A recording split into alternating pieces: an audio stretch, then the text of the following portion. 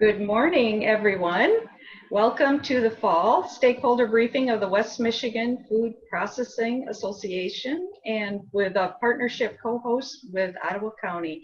I am Marty Gerencer. I'm the Executive Director of the West Michigan Food Processing Association, and also the Farm Incubator Accelerator is a project of the association. So we would like to welcome Becky Huttinga from Ottawa County Health, Public Health, and Ottawa County is our co-host today, and Becky will be sharing more on the highlights of Ottawa County related to food and agriculture shortly.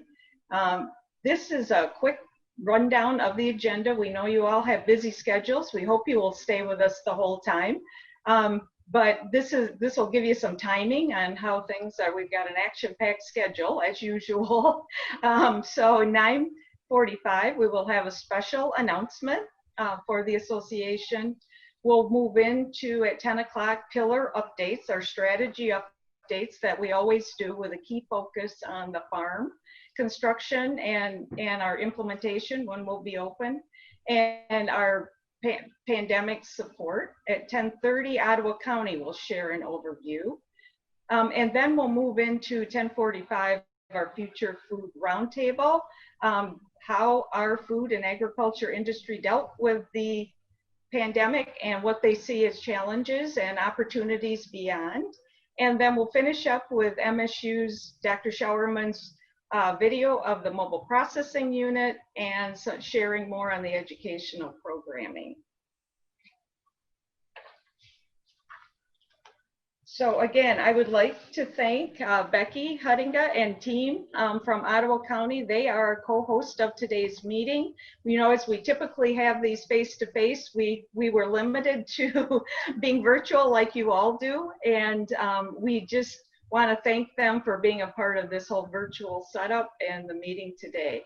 Our sponsor of today's stakeholder meeting is TCF Bank, and we thank you very much, and we look forward to an expanding partnership with TCF. We would also like to give a special thanks to our panelists and our Dr. Adkisson, who will be leading the panel discussion.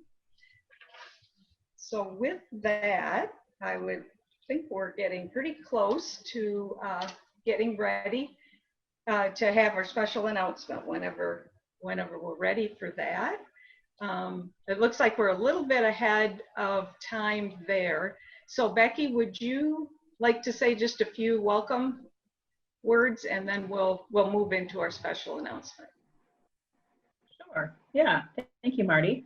I'm glad that you could all be with us. Ottawa County was really excited to host the stakeholder meeting, but we were way more excited when it was supposed to be out at Crossroads Blueberry Farm, and we were supposed to be in person, and all those things that make these meetings much more fun. Tours of the mobile food lab, actually walking through it, but that was not a possibility, so we'll do the best we can here virtually. At any rate, we do want to welcome you all virtually to Ottawa County. We do have a short video a little bit later on the agenda that will kind of familiarize those of you who do not know Ottawa County very well with the county. I'm actually not from public health. I don't think the public health people appreciate me being associated with them. I am the economic development coordinator for the county, and I work in the planning department. My focus areas are brownfield redevelopment and farmland preservation and agriculture. So we're happy to work with Marty and Dennis and Brian and the whole West Michigan Food Processing team to host this meeting virtually here in the county. So welcome. Sure. Well, thank you. Thank you, Becky. And while we're waiting for our special announcement that will be coming up here shortly, we can share just a little bit more on the association. We launched officially as a 501c6 association in February. In March, as you all know, COVID hit, and we redirected with the rest of you into COVID support and pandemic support for the food and agriculture industry, focused on the 5 counties that we support: Newaygo, Oceana, Mason, Ottawa, and Muskegon. although we also were a part of many statewide discussions and even some federal discussions around how to support our food and agriculture industry, in particular our food processing industry, as we move forward in the new normal. So I believe we might be getting close to our special announcement. Carolyn Bloodworth, Executive Director of Corporate Giving and the Consumers Energy Foundation, is with us today. Welcome, Carolyn. So nice to see you. I think we've been on by call. So Carolyn will give the announcement today. Thank you. Well, thank you. I hope you can hear me. Yes, we can hear you. Oh, great. Well, good morning, everyone. It's a real pleasure for me to be able to be with you virtually and to have this opportunity to share a bit of good news to start off the day. But Consumers Energy, like all of you, safety is our top priority, so we're taking very real steps to address the COVID-19 virus. And just like all of you, we need to be very focused on that. Since the COVID-19 outbreak, the top priority for the Consumers Energy Foundation has been to focus efforts to assist neighbors in need, to stay safe and healthy in the Michigan communities we serve. Since we've contributed nearly $5 million to address the impacts of COVID on our customers and communities across the state.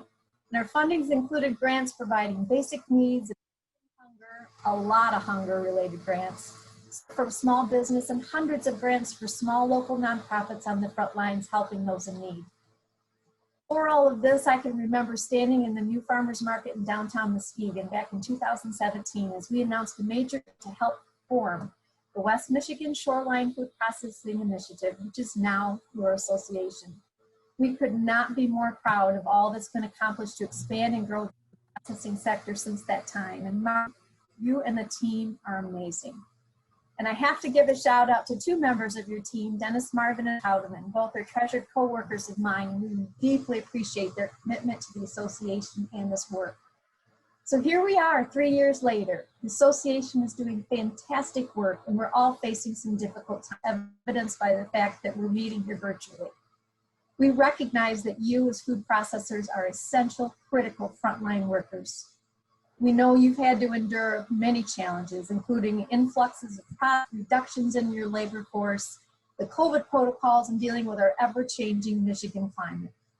We are so grateful for the great work that Marty and everyone involved in the association has done to assist you during these challenging times.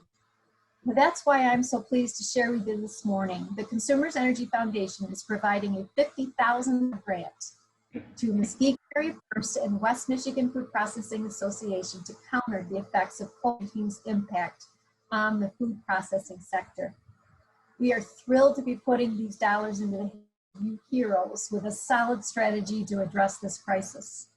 And we are pleased to provide funding to help that energy, which ensures small businesses involved with food processing, particularly those owned by women, minorities, and veterans, survive this crisis caused by the pandemic and continue providing vital needs. What helping to fund is the ingenuity, the collaboration, and the compassion that is going to drive Michigan's recovery. Could not be more proud to add to our original investment in this work and all of you, and to support a strategy with a focus on sustainability for a future that we are all going to benefit from in the years to come. Thank you so much for allowing me to join you this morning and share this great news. Thank you, Carolyn. We are very appreciative of the support and glad to be partnering with the Consumers Energy Foundation. And also like to give a special thanks to Rich Howdeman, our area representative, who is also a board member of the association and Muskegon Area First, and has been very supportive along with Carolyn and the whole foundation. So we're very grateful for this. We're continuing our path to support the food and ag industry around the pandemic and beyond. And this webinar is just one more example of some of the work that we're doing to support them. More about that later. So thank you, Carolyn. And we'll continue to update you on all of this work. One other announcement I would like to add is that the USDA Rural Development recently awarded a grant and made the announcement to the Farm Incubator Accelerator for added equipment that's needed. so that our entrepreneurs have the equipment that they need to help them sustain to the next level in their entrepreneurial or food tech role. So with that, I think we're getting close to moving on to the association updates, and I can share a little more with you on the pillars. So for those of you who've been with us before, you know that we focus on 6 strategies to support not only marketing and outreach, but to get some work done on the ground, get some action items done on the ground. So our 6 strategies are infrastructure, and our farm project is part of that strategy. Education, and that's very close partnership with Dr. Schauerman and MSU Institute of Ag and Technology and Clarence Rudat and the whole team at MCC, and also with our high schools, our area high schools, doing a lot of food and ag related work coming up in 21. We also have incubation, and again, that's focused on supporting our entrepreneurs and supporting our food ag tech. And Becky Huttinga and the team in Ottawa County have also been very helpful with us, and will continue to be in 21 as we bring those folks on at the incubator. Related to logistics, we, as some of you know who've been a part of our team, we worked with Cherry Capital from the beginning on our food hub project in Muskegon. And that was, the vision for that was always to be regional, up and down the shoreline of West Michigan and beyond. With the 5,000 farms that we have and over 200 processors that we have, we wanted to source local, source Michigan product, and sell local. So recently this year, we are emerging into a stronger partnership with Cherry Capital Foods out of Traverse City as our logistics partner, working with our area growers, our area farmers, to connect them to new markets and our area processors. And one example is Lively Up Kombucha in Muskegon is now working in a partnership with Cherry Capital to widen their distribution, add to their distribution. So we look forward, and we'll have more on that in the future. And then our final 2 pillars are very focused on healthy food and sustainable practices. Along that is an umbrella strategy and really covers everything that we do. And we support all of our entrepreneurs, and we certainly encourage them into looking at what we call transforming the center of the aisle. The center of the aisle, as you folks know, more recently is where our food processing products, those that have added value from the fresh, are sitting. And so the more that we can do through farm and through education and all of our initiatives to add healthier processed product, and more sustainable practices is what we are supporting and what we're sharing with our industry, and one of the key reasons that they come to us. So I think, Dennis, we're probably ready to move on to the next slide. So just a little bit more around expressions of support this year. We had a whole host of letters of support, as you may remember. Many of you signed them to move forward into an association and to move forward as with the farm project. Then recently this year, as we talked with Becky and others, we expanded to have a stronger presence in Ottawa County. I've always done work in Ottawa County, but through the association, we really we did some COVID support together, and we looked at what we can do, talked with the industry about what we can do with what the association does to support this industry forward. So we're really happy that Ottawa County signed a letter of support and endorsement for us, as well as Gerber Products in Newaygo County. So again, our 5 key counties of focus are Ottawa County, Muskegon County, Newaygo, Oceana, and Mason. And so we're really pleased to show you the list of sponsors that we've been able to garner this year, even with the pandemic. Very pleased that the industry, Greenstone Farm Credit and Hazelcamp Meats and Swanson Pickles, Cherry Capital, and many others stepped forward to support us at a time when we had a very new association. We were in early construction on an incubator, and funding streams were changing, as well as many others, supply chains and many other things. So we just kept doing what we were doing, and trying to do it as well as we could, and the funders were really stepped up to help support us. John Grace Construction, as you see, is our developer for the farm project, and you'll hear more about that shortly. The farm project is definitely a partnership with the entire region, but our lead partners are the Community Foundation for Muskegon County, Muskegon Area First, Muskegon Community College, and certainly with support, ongoing support from Michigan State University. So I'm ready for the next slide. So farm development, Jim Edmondson, President and CEO of Muskegon Area First, should be joining us. And there he is. And I would just like to say thank you to Jim and the Muskegon Area First staff, Kathy Brubaker Clark and Morgan Carroll, and the MAF board, the Muskegon Area First board, as well as the Community Foundation for Muskegon County. Without them, we would probably still be looking, I would still be looking at a pavement.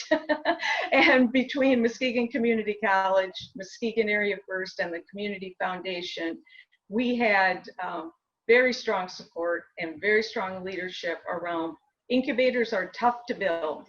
It's not like as you all know, it's not like building a McDonald's, and that's probably tough, but this is tougher.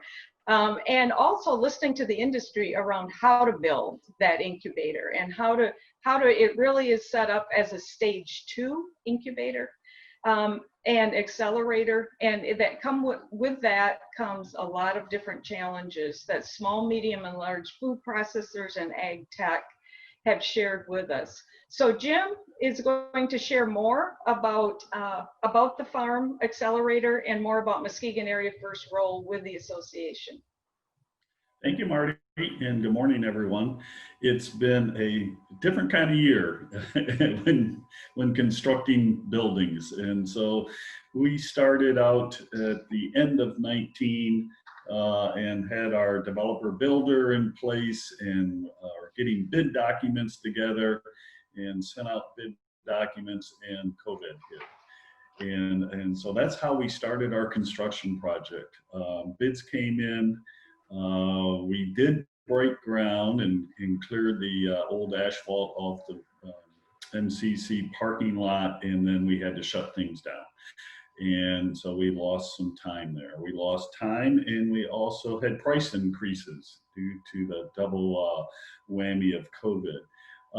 Marty and the team, though, went out immediately, and we were able to get an essential service designation that allowed us to get construction back underway.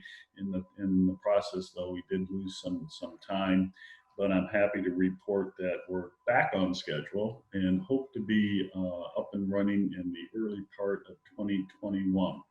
So you see some pictures there on the screen, but also go to the West Michigan Food Processing Association Facebook page and then look at the post, and they're called Down on the Farm post, and you can keep up with the history of the construction, and we'll continue to post new pictures and any other kind of activity we think is fun to share. So that's where you can see sort of the fun side of what's going on. You can see here that the building's up. It's 8,000 square feet. It'll have 3 bays, and as Marty said, it's difficult to build any kind of incubator, but this one's food ones are even more difficult. We're essentially building 3 large commercial kitchens within the building. When we open up, we'll also have 2 of them operational and be doing some more fundraising to complete the 3rd one. You can also see the floor has been laid. Doors and windows have gone up, and we're trying to button it up for the winter now. The epoxy flooring's all down. HVAC systems are going in this week if the weather will allow us to finish that. Then we can put some heat in there and get the walls up and all the other finishing touches and putting the kitchen equipment in, so on and so forth. Asphalt's been laid around and concrete along the outside. We're currently working on our landscaping plan and got a nice support from from those at Windsor Dick that are helping us, and the U.S. Forest Service to do natural plantings that will benefit the stormwater drain system. So we're trying to also make the building as green as possible and within the setting at MCC. So we hope become the first of the year, we can actually have maybe an in-person ribbon cutting and a walk through the building. So we're still being optimistic about that. If not, we'll do something virtual, right, Marty? And Yes. at least all try to share the joy of having the facility open. And I think certainly we'll take any questions anyone might have, but if not, then I'll turn it back to Marty, and she's going to talk about some of our prospects and future uses. Yes, and just to review with everyone, the vision of FARM is to be the second stage incubator accelerator. So we have 15 kitchen incubators around the state of Michigan, and some very close to us in Chicago and parts of Indiana. And those are the incubators that we work and want to continue to work in very close partnership with. I am a member of the Kitchen Incubator Network for the state of Michigan.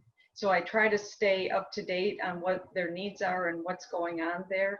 So if you think about an entrepreneur moving from a kitchen to a need to have some production space and to sell at a farmer's market, that's where they would go to the incubator kitchen. And if they do come to FARM, we do have a specific intake form that we've developed, but for the most part, we'll guide them to Kitchen 242, the starting block, Downtown Market in Grand Rapids, and others. They're literally all over the state.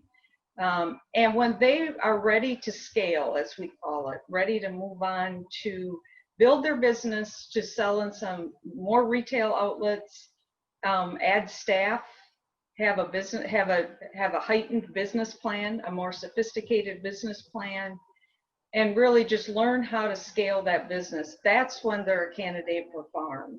And we are really setting this up as an entrepreneurship opportunity for local entrepreneurs, food businesses, for food tech. We've had attraction. We've had a couple different ag technology companies have come forward and want to work with FARM in the resources we offer.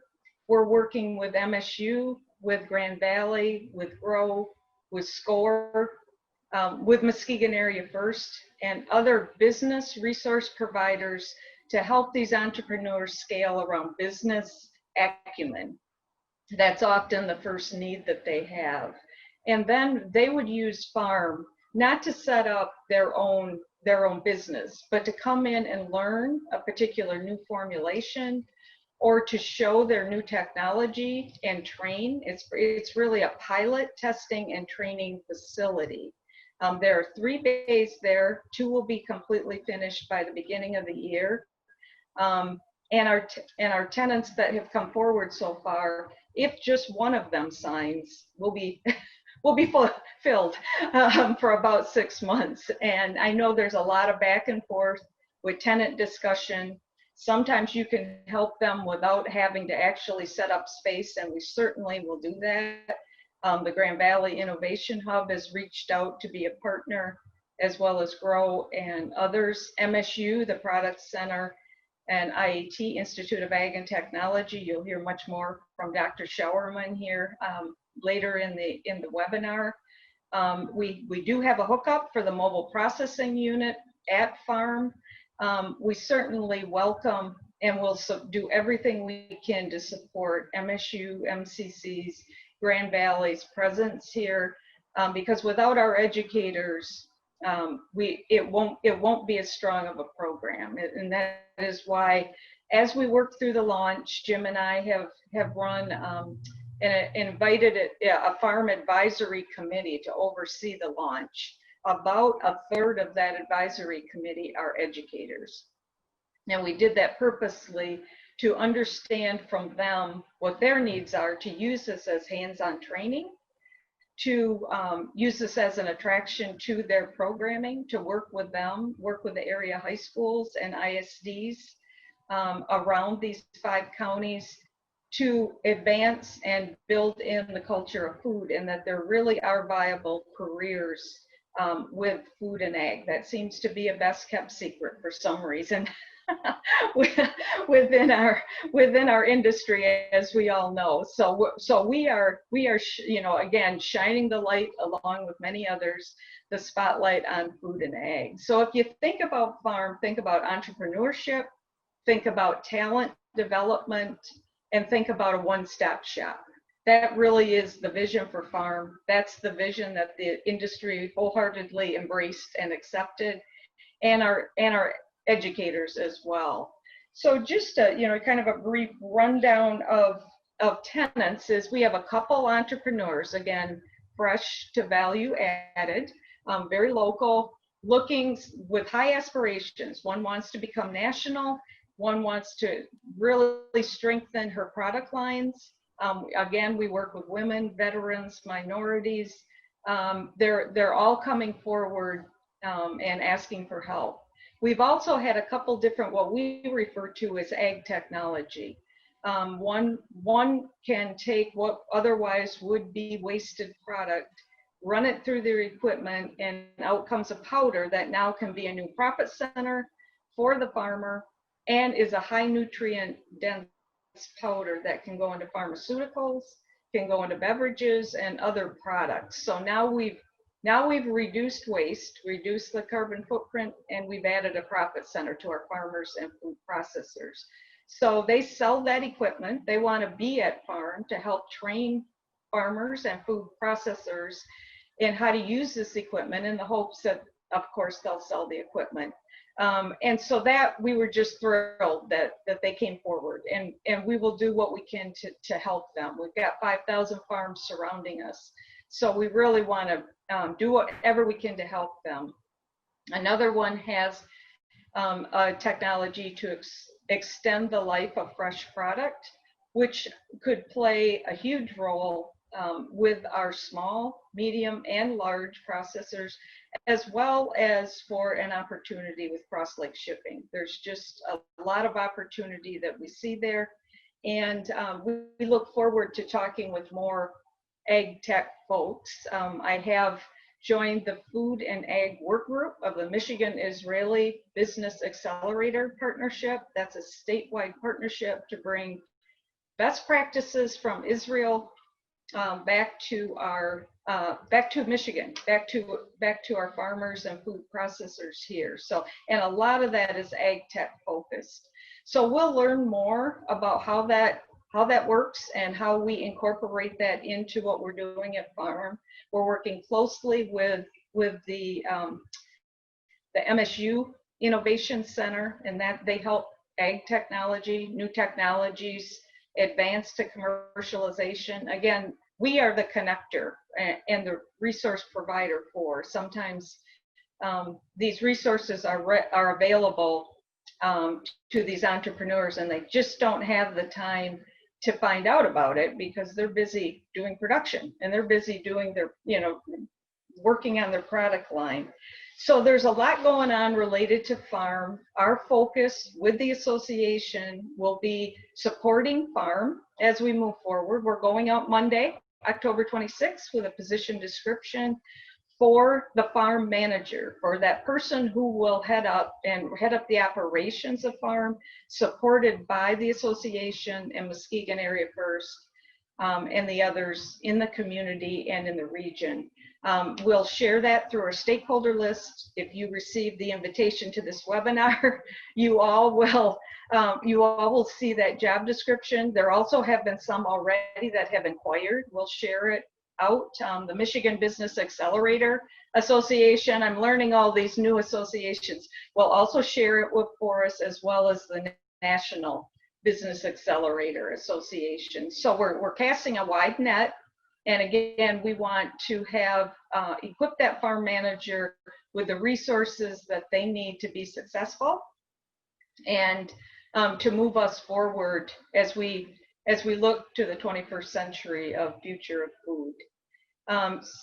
So I think with that, we're running just a little bit ahead of time. I'll run through the COVID support, and then I think we might have a little bit of time here before we bring on Ottawa County for their review. We have a couple other stakeholders that wanted to be on. So related to COVID support, I mentioned that in February, we were formally incorporated as an association. We were a project of the Community Foundation and Muskegon Area First before that. Now we are a 501c6, and as you all remember, in March, COVID hit. And we learned quickly what the industry needed around just, we did things like assemble the executive orders from the state and federal level that applied to our industry, and shared it in particular with the small entrepreneurs. We were working with some of the large industry leaders as well, but the small entrepreneurs just had no idea that you know how things were coming down the pike and how this was going to affect them. Jim mentioned that the farm team also, and we may still started to get involved in formulating hand sanitizer, not to produce the hand sanitizer at farm, but to work with those who are producing it and bring it in big drums and repackage it at farm. And then distribute it out around this region. And we just recently had a call to support sanitizer for 43 school districts in Michigan. So we certainly have a keen eye on being a good citizen and continuing to support in the way that makes sense. If it doesn't happen at farm, we will connect them to the resources that can support them. So we've been able to learn a lot more about hand sanitizer than I ever thought I would, as well as I know all of you have. We did organize a survey. This was sort of our first foray with Ottawa County. When farmer to family food boxes came on, we helped connect them to the shoreline region up from South Haven up to Traverse City and even into Petoskey, to reach out to food banks, to food pantries, to some area rural schools, that these larger food distributors that were receiving the USDA awards did not have a way of knowing how to get to. And again, the fall briefing, this meeting today was specifically set up and panelists were selected that could share how they responded. We're very diligent about responding to the industry. Our work did not stop. People needed to eat in March, April, and May, and we were continuing working with moving targets as many other industries were. But the food and ag industry was particularly in the forefront, along with other frontline workers. So we'll hear from Dr. Adkisson the state of our pandemic, some trends, and where he sees the crystal ball, so to speak, although he'll be the first one to tell us it still changes by the day, but what he sees moving forward. So ready now. I think we will take about a 10-minute coffee break, let everyone go refill their coffee, and do whatever you might need to do. Why don't you rejoin us at about 10:20, or you're welcome to stay on, and we will then have the Ottawa County overview and hear from some of our Ottawa County leaders and constituents.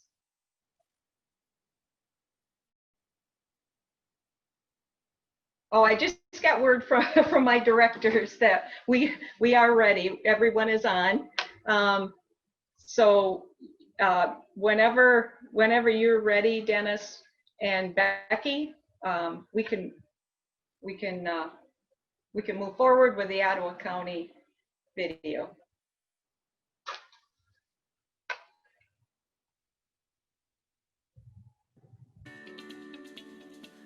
With 24 miles of Lake Michigan shoreline, lighthouses, and harbors, it seems that Ottawa County is all about beaches and boating. But if you hop on any of our 2-lane roads and head inland, you'll quickly see that we're all about agriculture, like nursery stock. From the big guys like Countryside Greenhouse to specialty farms like Autumn Harvest and Dahlia Acres, we produce $146 million worth of nursery products, earning us a #1 ranking in the state.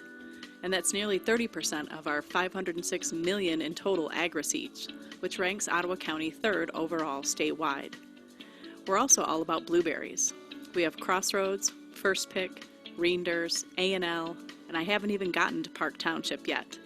Blueberries are big business in Ottawa, helping to earn us a #2 statewide ranking in the fruits, nuts, and berries category on the 2017 Ag Census. Got milk?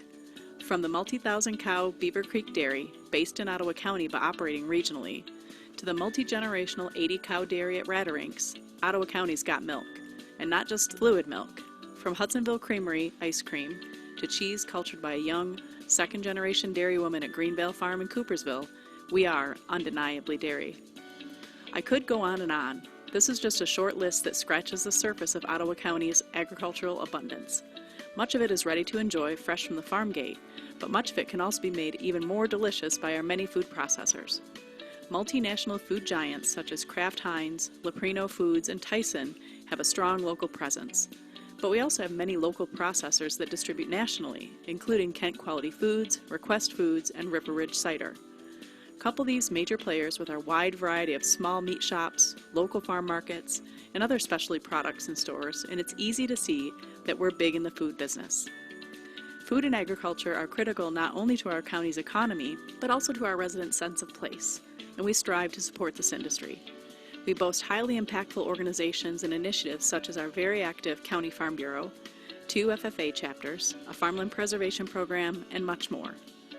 Ottawa County also has a strong network of support organizations that work together to serve this industry. Many of them are likely here with us today. From MEDC, there's Bill Kratz, who attends many of our meetings here in the region. MDAR's economic development staff, Jody Gruner, is a face we often see in the county. Kyle at West Michigan Works heads up our Agribusiness Talent Council, as well as our ever-growing Career Line Tech and Institute of Ag Tech programs, teaching our young people all about agriculture and food processing. And of course, our economic development support crew from Lakeshore Advantage and all 6 of our chambers of commerce. Welcome to Ottawa County. We're glad you're here. Thanks, Dennis and Marty, for playing that. Yeah, just a quick introduction to Ottawa County. I just want to leave all the time that we have to the West Michigan Food Processing Association, but if you want to reach out to me at any time at Ottawa County to answer questions or participate in anything that we're doing in any way, we would welcome that. So thank you. And I know some of the folks I mentioned are on. I was looking at the participant list, and I think that's what makes this fun, is that we all play nicely in the sandbox. We all work together. I see, Greg from Lakeshore Advantage and Elizabeth out there, and I know Kyle's on, and it just makes this work all the more fun when we all are striving towards the same goals together. So thank you, Marty. I'll turn it back over to you. Great. Well, thank you, Becky. And I think we're ready now for our panel. Our panel has all joined us. Again, a food processing industry in a post-COVID-19 world. Thank you again to TCF Bank for sponsoring this roundtable discussion. And thank you to Dr. Atkinson of the Atkinson Group for agreeing to lead this discussion. I'd like to announce the panelists next. Dennis, you can go to the next slide. Dr. Atkinson again from the Atkinson Group. Mr. Bon Holiday from Leprino Foods represents our cheese sector. Mr. Eric Rockefeller from River Ridge Cider Company represents our fruit sector, and Eric is one, River Ridge and Eric Rockefeller is one that from the beginning fully embraced and supported our initiative to an association and the farm moving forward, wrote us letters of support, and have always been there for us to help us move this association along. They really saw the vision, so we thank you for that, Eric. Mr. David Edwards of Kraft Heinz, Mr. Craig Ahrens of Kent Quality Foods. Again, now Dr. Atkinson will give the overview and status and share his perspectives, and then we'll go into some key questions and virtual Q&A with our panelists and our audience.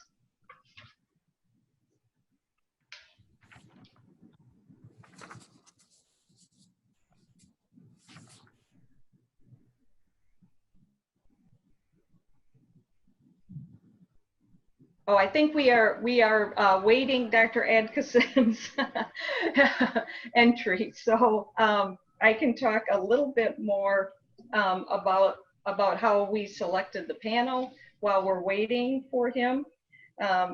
We really wanted to represent the entire sector. So that's why we chose one from each. That's why we chose a panelist from each of the different sectors. So, and we tried to keep as much of a focus as we could on Ottawa County, because we are highlighting Ottawa County. So I'm going to just, Dennis, would you like us to move into panelist questions while we're waiting for Dr. Atkinson? If so, just advance that slide.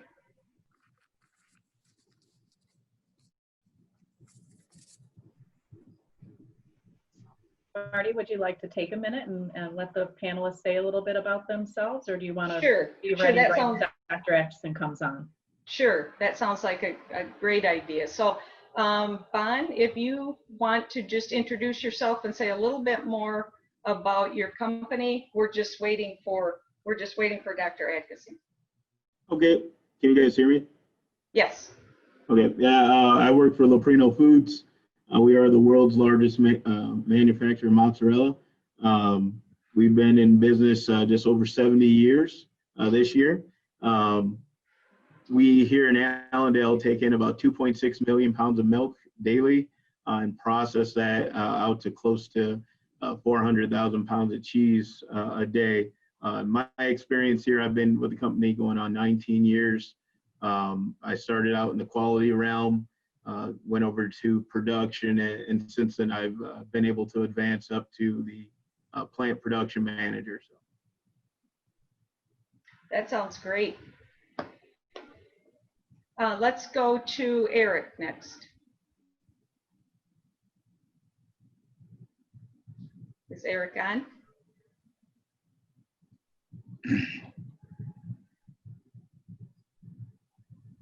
Oh, Eric has not been able to join us yet, so we are waiting. It looks like we're waiting Eric as well. So I see David is on.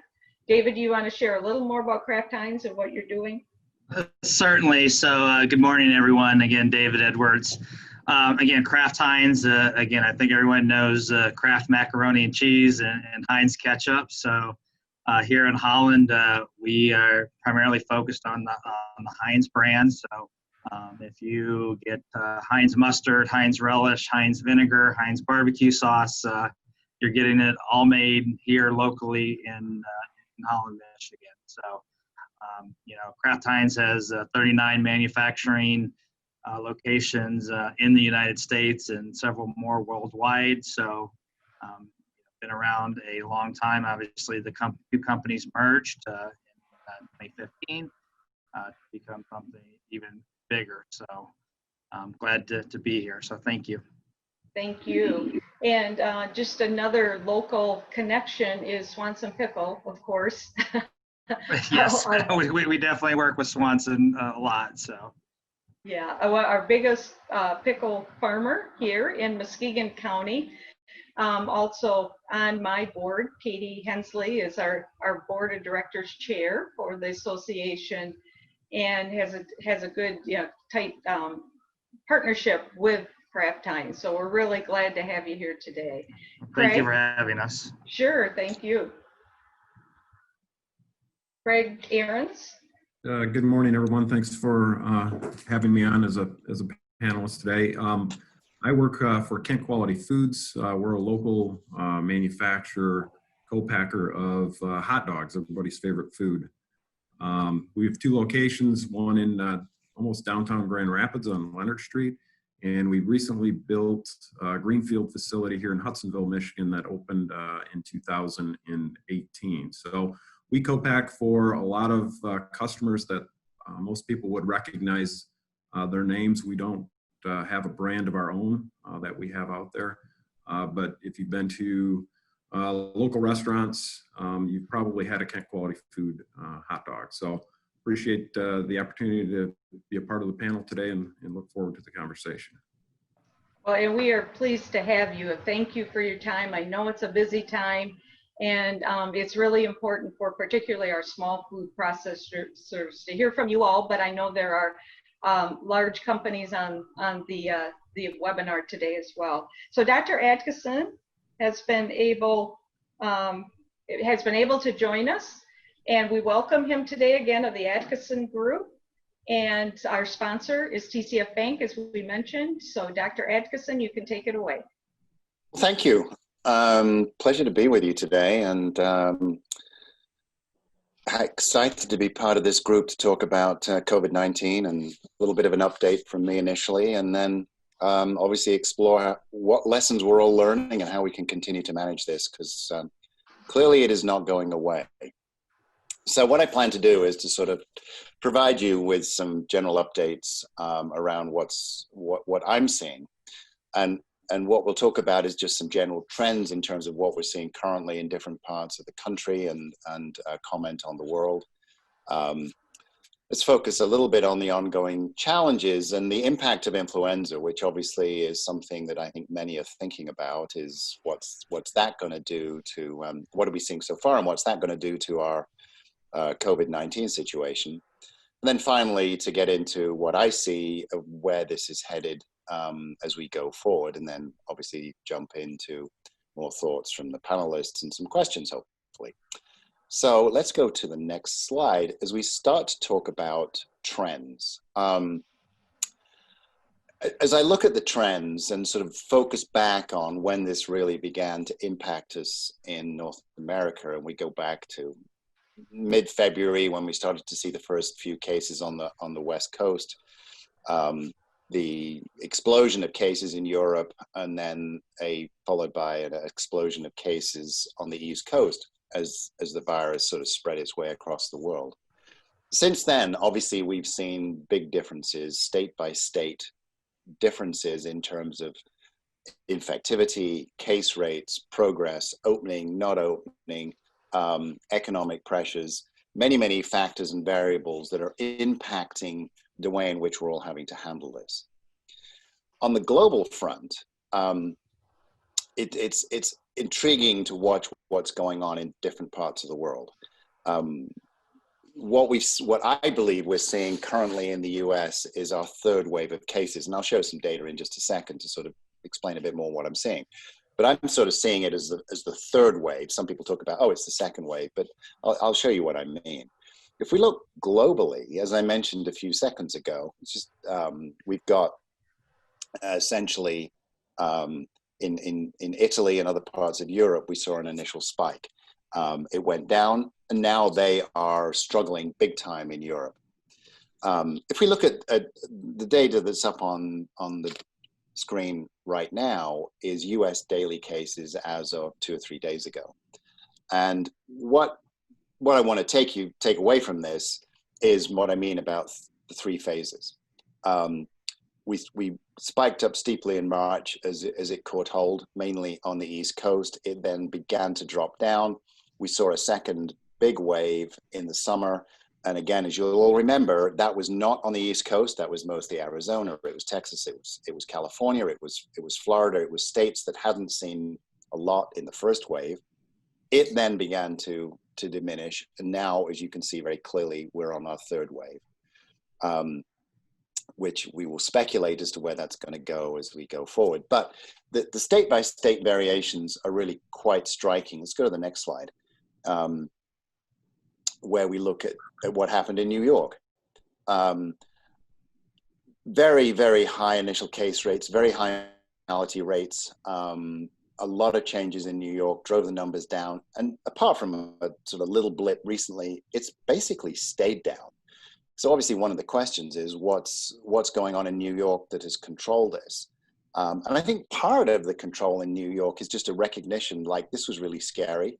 It was very worrying. I think, frankly, a lot of people left the state, but it was a whole life change. It was a whole way of dealing with this. If we look at what's going on in Michigan, I thought that would be a good state to look at. So let's go to the next slide. And Michigan saw the initial bump in March, just like New York did in many other states. They saw the drop, little blip in June, July, but not big relative to the country as a whole. And now we're heading up in a more worrying upward trend. So overall, as we look at the country, I believe we're in phase 3. We'll talk a bit more about what that means now and going forward in just a second, but also looking at what's driving these numbers. And let's go to the next slide. Because as we start to look at those numbers, you sort of say to yourself, well, we're seeing the case rate go up, but is that having as much of an impact as it did the first time around? And I thought I would show some other data to try to sort of get into that a little bit. And this is the reported daily death rate in the United States from COVID. And it tracks with phase 1 and phase 2. The death rate in the early part of this disease in the end of March and April was clearly very high. It dropped off as the case rate dropped. It bumped up a little bit as we went into wave 2. And then since then, it started to go down. Now, the thing about a death rate is this is hard to define. Determining that somebody has died as a direct result of COVID is difficult. And there's been a lot of questions about, as we know, elderly people with comorbidities are more likely to get the virus and do badly. So if somebody's got severe terminal cancer, for example, and they get COVID and they die, but they're already on a trajectory where it's terminal anyway, and perhaps COVID has accelerated that, sadly, it's counted sometimes as a COVID death, but is it really a COVID death? In reality, yes. If the person hadn't got the virus, they probably would have lived a little longer. So I think trying to sort of break this all apart is tricky. But I wanted to show this to sort of put it in really context of the case rates and the death rates, which are not, they're tracking in terms of the overall trends, but they're not tracking in terms of the size of the numbers, so why is that? We'll get to that in just a second. Let's go to the next slide. And this is data which is hard to get. It's hard to really find this information, and this relates to hospitalization rates, which is obviously the sort of the middle part of the equation. Somebody gets the virus, they may get diagnosed, they don't necessarily go to hospital. And if they do go to hospital, one hopes that they recover and get out. They're not necessarily going to die. But if we look at the hospitalization rates, and this is from CDC, it lags a couple of weeks, but you see the same sort of shaped curve, significant increase in the early part of the phase 1 through March, April, dropped, goes up again in the summer, drops, but it's sort of staying down. And the reason I launched to just show the death rate and the hospitalization rate is so far, it is not tracking upward as much as the cases are. That's not to diminish the significance of what's going on. It's simply to point out that we've made some improvements. We're making some changes, and we can't necessarily compare the numbers today with the numbers in March, because there is a difference in terms of outcomes, death, and hospitalization. So let's go to the next slide as we explore this just a little further. So what do the numbers mean? And part of it is, how hard are you looking for cases? As I'm sure you will all remember, back in March, when COVID first hit us in the US, getting a test was difficult. You basically, if you call the doctor and said, hey, I don't feel well, I've got a fever, I've got a cough, the doctor would say, well, are you struggling to breathe? Do you need to go to the hospital? And if the answer was no, it was, well, stay at home, isolate. We don't have the resources to do a test. You've probably got the virus, but you know, we can't do anything about it. So just stay home and look after yourself. Since then, the volume of testing has gone up dramatically. And so we have got much better at finding the virus. Part of the way to look at that is to ask the question, what's the number of positives per 100,000 population, to try to normalize that. That links into the number of tests per 100,000 population, because again, you may find a low number of positives because you're not looking very hard. Certain states, like California, like New York, are looking really hard. They're doing a lot of tests, and so the accuracy of the data is high. So understanding what these numbers mean and how to put it all in context is important. As I've tried to illustrate, absolutely, the total number of cases are going back up again in the third wave. Hospitalization rates are not changing as much, and death rates aren't changing as much either. Those last two clearly are lagging indicators of cases. But I think there is cause for hope that the medical system, the medical professionals, the hospitals have got much more efficient and better at managing this disease than we had back in March. Part of that is because we have some new medications around that are working. None of them are perfect. None of them are 100%. But the combination of some of these drugs like remdesivir clearly are reducing mortality, particularly if they're given early. So I think part of the message here is, yes, the numbers are going up, but it's important to look beyond just the pure case rates, and glimmers of hope that while we're very much not out of this, we're at least in a way where we're managing it better. Having said that, we're not short of challenges. Let's go to the next slide. So after looking at the numbers, we still have a lot of challenges, and I know my industry employees this will resonate with all of us. We've been struggling with this since February, as I said, and I think when we first realized early March, it's like, wow, we've got something that's going to change our lives here. None of us quite expected that we'd be having these discussions, doing meetings virtually at the end of October. If you remember, it was, oh, this will be over by Easter, and once spring break is past, it's all going to go away. The summer will kill the virus. Clearly, none of that has happened. The overall sort of challenge that I see is the third bullet I've got here, is dealing with COVID-19 weariness. Everybody is worn out. Everybody wants to get back to normal. No one will quite define what normal is anymore, but they want to get back to something other than where we are. And I think recognizing for all of us that are part of critical infrastructure is we've got a job to do. We've got food to move through the supply chain, and our employees are our most important asset. They really are key. They're absolutely critical. They're weary, they're worn out, as is all the management and everybody trying to manage this. So employee concerns, expectations, where things are going. There is a sort of a drumbeat of, well, yeah, we're kind of used to this now. We know what to do. We're managing it. But as it continues to you hear on the news constantly, cases are going up, it's changing, and different jurisdictions have got different impacts of legislation and executive orders, and it's just simply not going away. One of the challenges that I get asked about is, are we going to run out of personal protective equipment? I'm not seeing that at all. Initially, there was again the struggle to get any sort of PPE. Stockpiles were low, we didn't have it. Today, that seems to be readily available. And as you all remember, we went through that interesting shift, a 180 around masks don't work, and then yes, masks do work. And that's like, what was that all about? So I think the availability of all of those types of personal protective equipment continues to be fairly robust. Testing availability, as I said, is now pretty robust. Wherever you go, you can get a test, you can get it quickly. Tests are evolving. And I think an interesting strategy that we might want to get into with the panel is the sorts of testing that you're thinking about doing. Some companies are testing proactively.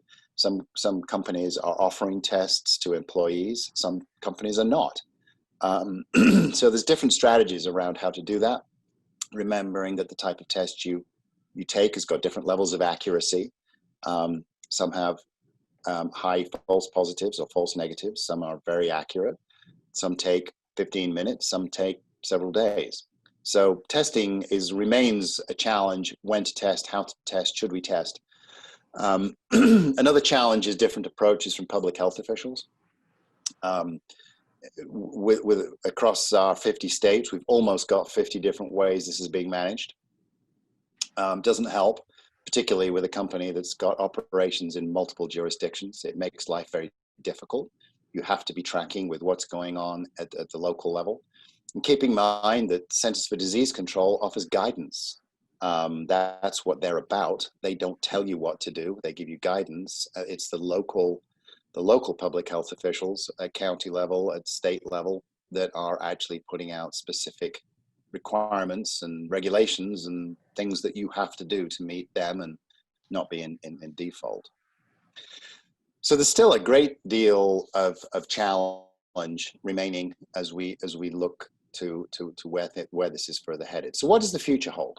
Let's move on to the next slide as we start to look at where we are. One of the questions that comes up a lot in the last month is the impact of influenza. So I did want to touch on that. And influenza is a respiratory virus. It spreads exactly the same way as COVID-19. Symptoms are very similar. If you look down the list of the 11 symptoms that are on the CDC website for COVID-19 and put them next to the symptoms for influenza, they overlap almost 100%. So how do you manage that at an industry level? Somebody comes to work and hopefully you've got a wellness check. Do you have a fever? Do you have aches and pains? Do you have a headache, a sore throat, a cough? And if the answer to any of that is yes, then you exclude that person. And you don't bring them back until you feel confident that they're not infectious and that they are well. Some people have said, well, should we exclude people with influenza in the same way? And my answer absolutely is yes, you should. And I say that for two reasons. One is that you do not want somebody with influenza coming to work and spreading those symptoms around, so you have yet more people who have aches and pains and a cough and a headache and a sore throat and possibly a low-grade fever. You don't know what it is. So they do need to be excluded because you don't know what's going on. I think as a society, we've sort of thought, oh, I just got a touch of the flu. I don't feel great, but I'm going to come to work. That's our philosophy generally. And I think as a result of that, we've probably spread flu more than we should have. And influenza, as I said, spreads exactly the same way as COVID. Difference with influenza is there is a vaccine. We never know year by year whether the vaccine is going to work. We don't know yet whether this year's vaccine is going to work because the influenza virus, as you probably all know, changes. It mutates and it moves from one type of influenza to a different one. And the vaccine cocktails change on a yearly basis, which is why we have to have an influenza vaccine every year. The other difference is that there are treatments available for influenza that are effective if given early. Again, unlike COVID, where there are some treatments, but they're not necessarily as effective. We've talked a little bit about managing employees with symptoms of influenza and keeping them out. The other thing to keep in mind is all the protective things that we do for COVID: social distancing, mask wearing, hand washing, reacting to being sick. All of those different interventions that we have become a way of life for COVID will reduce the spread of influenza as well. So what are we seeing so far with influenza? Let's go to the next slide. And I thought this was something that I would just share with you. It's very early days, but what this figure shows is the influenza positivity rates from the Centers for Disease Control, looking at data going back to September last year.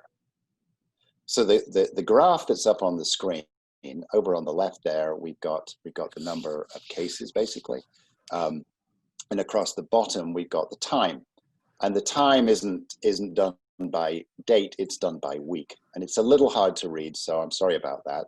But what I want to point out is that over there on the left-hand side of the main curve there, that goes back to week 40 from last year, which is sort of roughly the September timeframe. And as you can see, as the timeline moved, the influenza numbers peak and then fall. The green and the yellow just reflect different types of the virus, but you can see the overall trend here. I want to just, as we track out across to the right-hand side of the graph, you can see it's flat, and you barely see anything at all over the recent weeks. The little inset above is just an expansion of that area that's under the bracket. So the scale over there on the left-hand side of this figure it goes from 5, 10, 15, 20,000. The scale on the little insert there, if you look at it, is going up to 25, 50, and 75. So it's a real blow up of that little area there. And so far, what we can see up to the current data, and this was as of the beginning of this week, the total numbers of influenza cases in the US is really, really low, and significantly lower so far this year than it was this time last year. What that means is essentially that to date, influenza has not taken off yet in the US. It doesn't mean it won't. We don't know whether this trend that we're seeing here is because this year's virus isn't particularly tough and it doesn't cause a lot of infection. We don't know whether it's the fact that everybody is thinking COVID and the same protections are working. So it's not clear exactly what this is due to. It's probably a combination of all of those factors. But I think the key message here on influenza is you cannot differentiate between the symptoms, and you need to continue to work on the basis of you have a sick employee with that list of symptoms, you don't know what it is, and they should be excluded until you can figure it out. So let's go to the next slide, which starts to just, as a wrap up from me here, is speculation on what the future holds. We have cold weather. Well, if you remember back in the early days of COVID pandemic, there was speculation that as the summer comes, the virus will die off, and certainly it doesn't like ultraviolet light, it will die off. The other factor about the summer is we go outside. The risk of spread outdoors is definitely much less. I'm not a firm believer that in the cold weather, the virus is suddenly going to multiply a whole lot more. But what it does do is it changes human behavior. It drives us inside because it's cold. We don't do as much outdoor activity. And when we're inside, we're in closer quarters and the virus tends to spread more. So the cold weather definitely has an impact on spread. And it has an impact that increases the spread because of human behaviors. So based on that, based on the fact that schools have opened, colleges have opened, different jurisdictions are opening more than others. We're generally on a trend of opening, not closing. Then that's what's driven our third wave. It was, to my way of thinking, it was anticipated. How big it will get, I don't know. But it is definitely anticipated, and it's probably going to continue to rise over the next several weeks or so. Second thing in relation to what does the future hold is a vaccine. There's a great deal of news media talk about vaccines. The vaccines are coming. They're in phase 3 clinical studies, which means that they're being given to thousands of individuals to look for safety and to look for effectiveness. The vaccine argument is going to be a very interesting one. I think one is hearing, well, we don't want to take a vaccine unless we know it's safe, and I certainly support that. A vaccine is designed to be an intervention that protects you from a disease. And when the intervention itself causes a disease or causes illness or death, then that's clearly a really bad thing. So we want the vaccines first and foremost to be safe. Ideally, we want them to be effective. If they don't work very well, but they're safe, that's a risk that people may be willing to take. If they work really well, but are unsafe, that's a risk people won't be willing to take. I think there will be a lot of skittishness around whether vaccines are acceptable, and their availability. It will take time before they're widely available. They probably will be available early part of next year is my best guess, assuming the trials pan out. So far, we haven't heard much whether they're working or not. It's all done through control studies. They're blinded, so we'll have to see. As we look to the future, maintaining employee wellness. Going back to my key points, our employees are key. They're really important. We've got to keep them well, focused, deal with the COVID weariness they're facing, we're facing. Many companies thought, oh, well, 6 months from now, we'll be out the other side. We can manage virtually for that length of time. We'll get some string, we'll get some duct tape, and we'll keep the company going. We're fine. Now it's like, man, we need to meet. Leadership hasn't met in the same room for months. How do we manage that? And we have to continue to address that and try to deal with it. Continuing with preventive controls to reduce risk is as important today as it always was. There is no one thing that prevents the spread of this virus. It truly is a combination. Number one, understanding how it spreads, which we do. Respiratory droplet, close contact, person to person. Leveraging controls, social distancing is part of it. Covering faces is a part of it.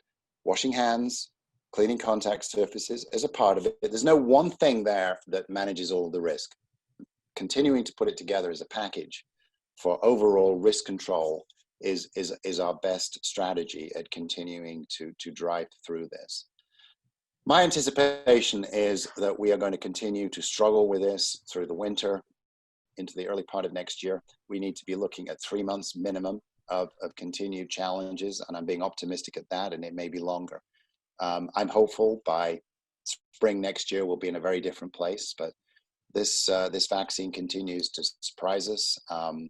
Factors such as a treatment, vaccines, other things may well and likely will impact the timelines, the case numbers, and the risk. So still lots going on. And again, I appreciate being able to share some of those thoughts with you, and look forward to some questions and discussion with my panel colleagues. So I'll hand back to you. Sure. Thank you very much, Dr. Atkinson. A lot of food for thought and a look at how what the future holds or may hold. We are going to, for those attendees, please, if you would like to at any point, enter your questions in the Q&A box, and we will get to as many as we can on the webinar today, and we will also ask Dr. Atkinson and the other panelists to follow up. We'll coordinate that. But for right now, we're moving into the part where our panelists will answer these 2 key questions, and we'll start with Bon. What has challenged you the most through the COVID crisis so far? Yeah, and I know we kind of talked about it earlier, and it's not as bad now, but supply and demand for the PPE side of it, when we were trying to go through masks, when we were trying to go through sanitizer, when we were trying to help give those personal protective equipment to the employees so they didn't have to bring in their own, just keeping up in stock. We also have a function where our employees are wearing garment that came from Malaysia. And so during that time frame, we lost a lot of stuff coming from overseas. We were looking for vendors that were in the States that did not make the same quality that we were getting from across seas. So it was hard to build a safety stock for PPE during that time frame. Again, now, 6, 7 months into it, we're in a lot better place than where we were. But during that first 2-3 months, it was very difficult for the supply and demand. And actually, our business never slowed down. It actually increased with more people staying home, and pizza deliveries, if you think about that, that increased quite a bit. So from Leprino's standpoint, very great, right? We did good with selling more product than we ever had in our record history. But during the same time, how do you keep your employees safe? Thank you, Bon.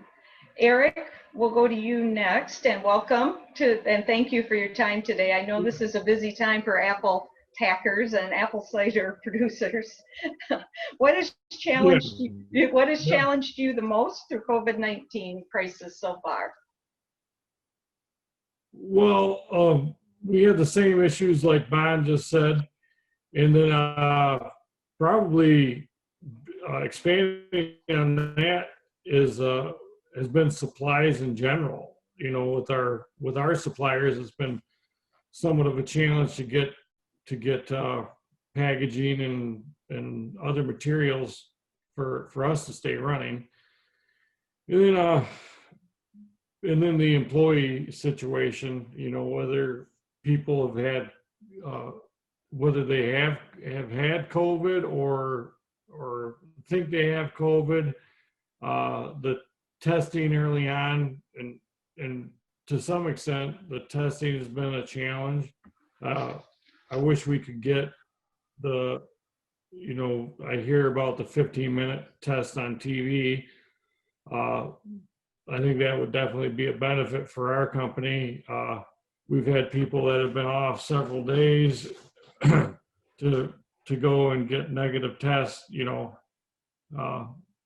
So maintaining the workforce is an ongoing challenge too for us. So Thank you. That's about it.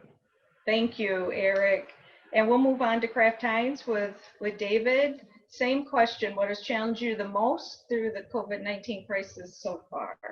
You know, I would say, again, it's been managing the people. You know, again, like Bon said, we've been at this from the beginning and demand has increased. So, you know, in the beginning, we had to manage everyone's fears and concerns and, you know, okay, are we essential workers? Are we allowed to work? And, you know, really stressing the importance of the role that we play, even though we're a condiment. You know, we had to ensure that people really understand the vitalness of what they provide to the American public during this time. And then we continued on, and as we learned more and implemented more, so then you had to go through the whole change management. Masks, you know, we implemented face shields along with masks, and, you know, increased cleaning protocols, and, you know, all the change management that went through it. And then, as Dr. Atkinson also alluded to, now the challenge is to continue to keep people engaged in the importance of doing the cleaning, the hand washing, the social distancing, the proper wearing of masks, right? I mean, I go out, you know, in the community, and, you know, I can spot someone not wearing their mask over their nose a mile away, you know, and how do you continue driving those behaviors? Because people are getting tired of, you know, having to do those things, you know, every day. So that's what, you know, again, we definitely had the challenges everyone else has alluded to so far, but, yeah, I think managing the people through the cycle of, you know, the pandemic is been the most challenging for myself. Thank you. And we'll finish up this first question with Craig from Kent Quality Foods. We faced many of the same challenges that were mentioned by Bon and Eric and David. But the biggest challenge for us when the pandemic first hit and the lockdown started was our business primarily focused on food service type applications of products, so bulk packs that went out to restaurants across the country. And, you know, overnight, restaurants shut down, customers canceled orders, and what we had to do was really shut our business down for a couple of days. Fortunately for us, we were able to work with some customers to basically turn to retail, which was something that we really didn't do a lot of, and basically have to retool our facilities to be able to support the demand. And so we went from a normal business cycle to essentially shutting our business cycle down to launching new products in retail type applications. And then volume for those items really took off because, as you know, a hot dog is a fairly cheap source of protein. And so we went from, you know, not having work for people to not having enough people to support the work that we need to do. And to date, that's our biggest challenge is managing the people and finding additional resources to meet the needs of our customer base. So as we continue to move forward, we see that as a continued challenge based on managing of the folks through the process, the symptoms, dealing with that, sending people out when they don't feel well or have symptoms, and trying to fill those vacancies to be able to meet, long-term customer demand. Thank you all very much. So we have one more one more question for this particular part. So we'll start again with Bon. What have you had to do to mitigate the challenges outside of CDC and other guidelines? And what have been the most challenging to implement? The most challenging to implement is something that we get many questions on. Yeah. So in our industry and in our process that we do here in Allendale, we have close to 10 to 13 to 15 people on a line. And obviously social distancing is one of the key elements of preventing the spread. And it was, how do we not impact throughput and figure out how to keep people at a social distance acceptable to not impact our process. So it was very difficult to separate at 6 feet 15 people, but we did go to a divider system that stood 6.5 feet tall. So it gave you proper spacing and proper height to not let anything waft over or anything from a person-to-person contact standpoint. That really helped putting those dividers up. And another thing was outside of the CDC, obviously a lot of people, going back to what David said about essential workers, that started to spur up the conversations of, okay, hazard pay.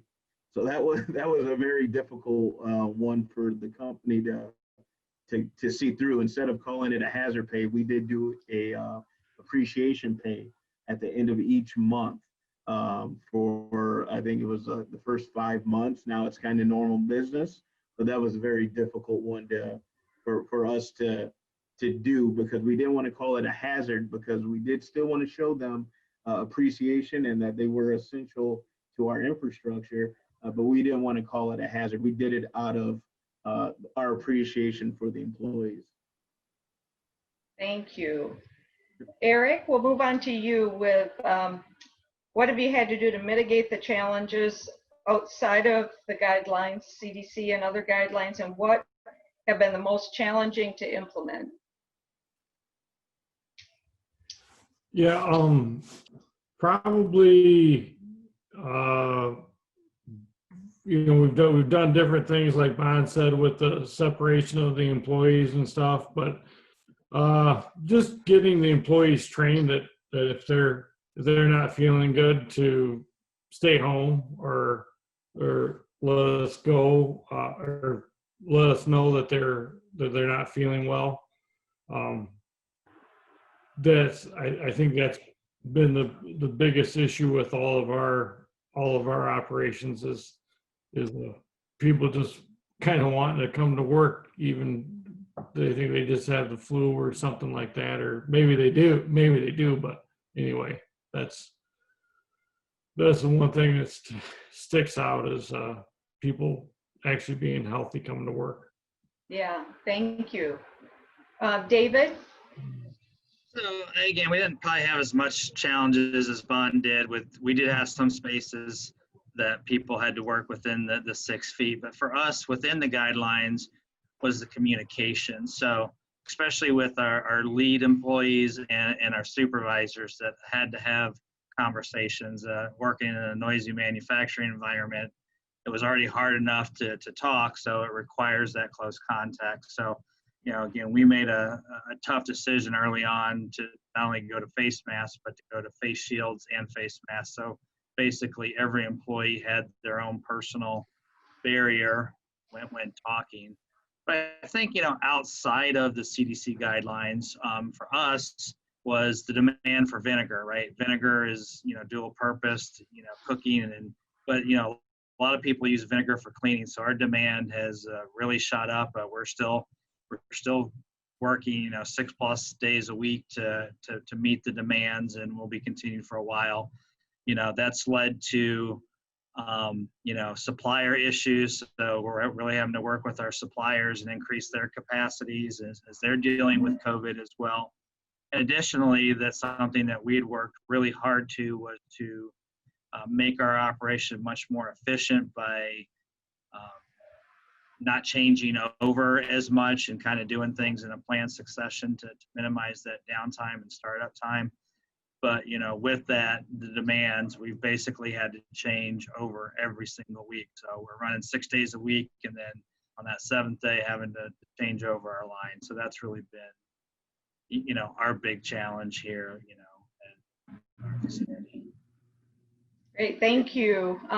Finishing up the second question with Craig from Kent Quality Foods. Thank you. For us,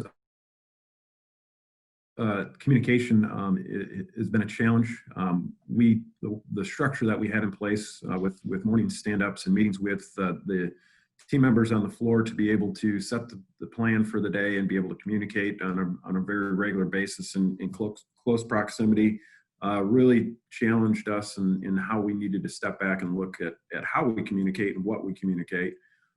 We've got TVs in our production areas that basically we can communicate what's happening within the organization and keep the associates up to date on changes and things that we're working to implement.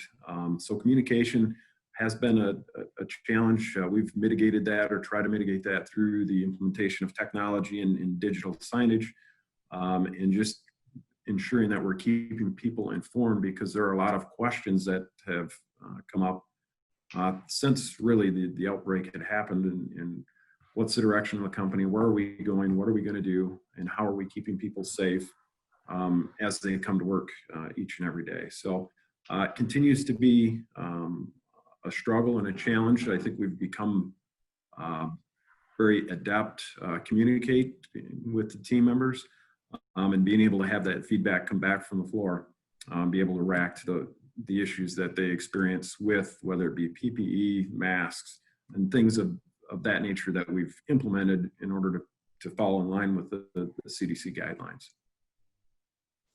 Thank you. Just wanted to remind the audience, any questions that you have, enter into the Q&A chat box.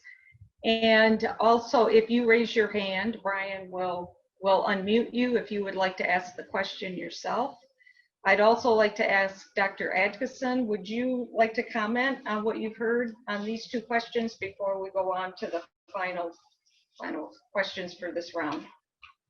Well, thank you. I think that's great insights from the four individuals, and clearly doing a wonderful job. And listening to some of the challenges you talked about, Bon, in terms of how do we manage that social distancing in a plant where you're not designed to be socially distanced, and in your business that's one where it's been a struggle, and obviously meat and poultry, it's been a huge struggle.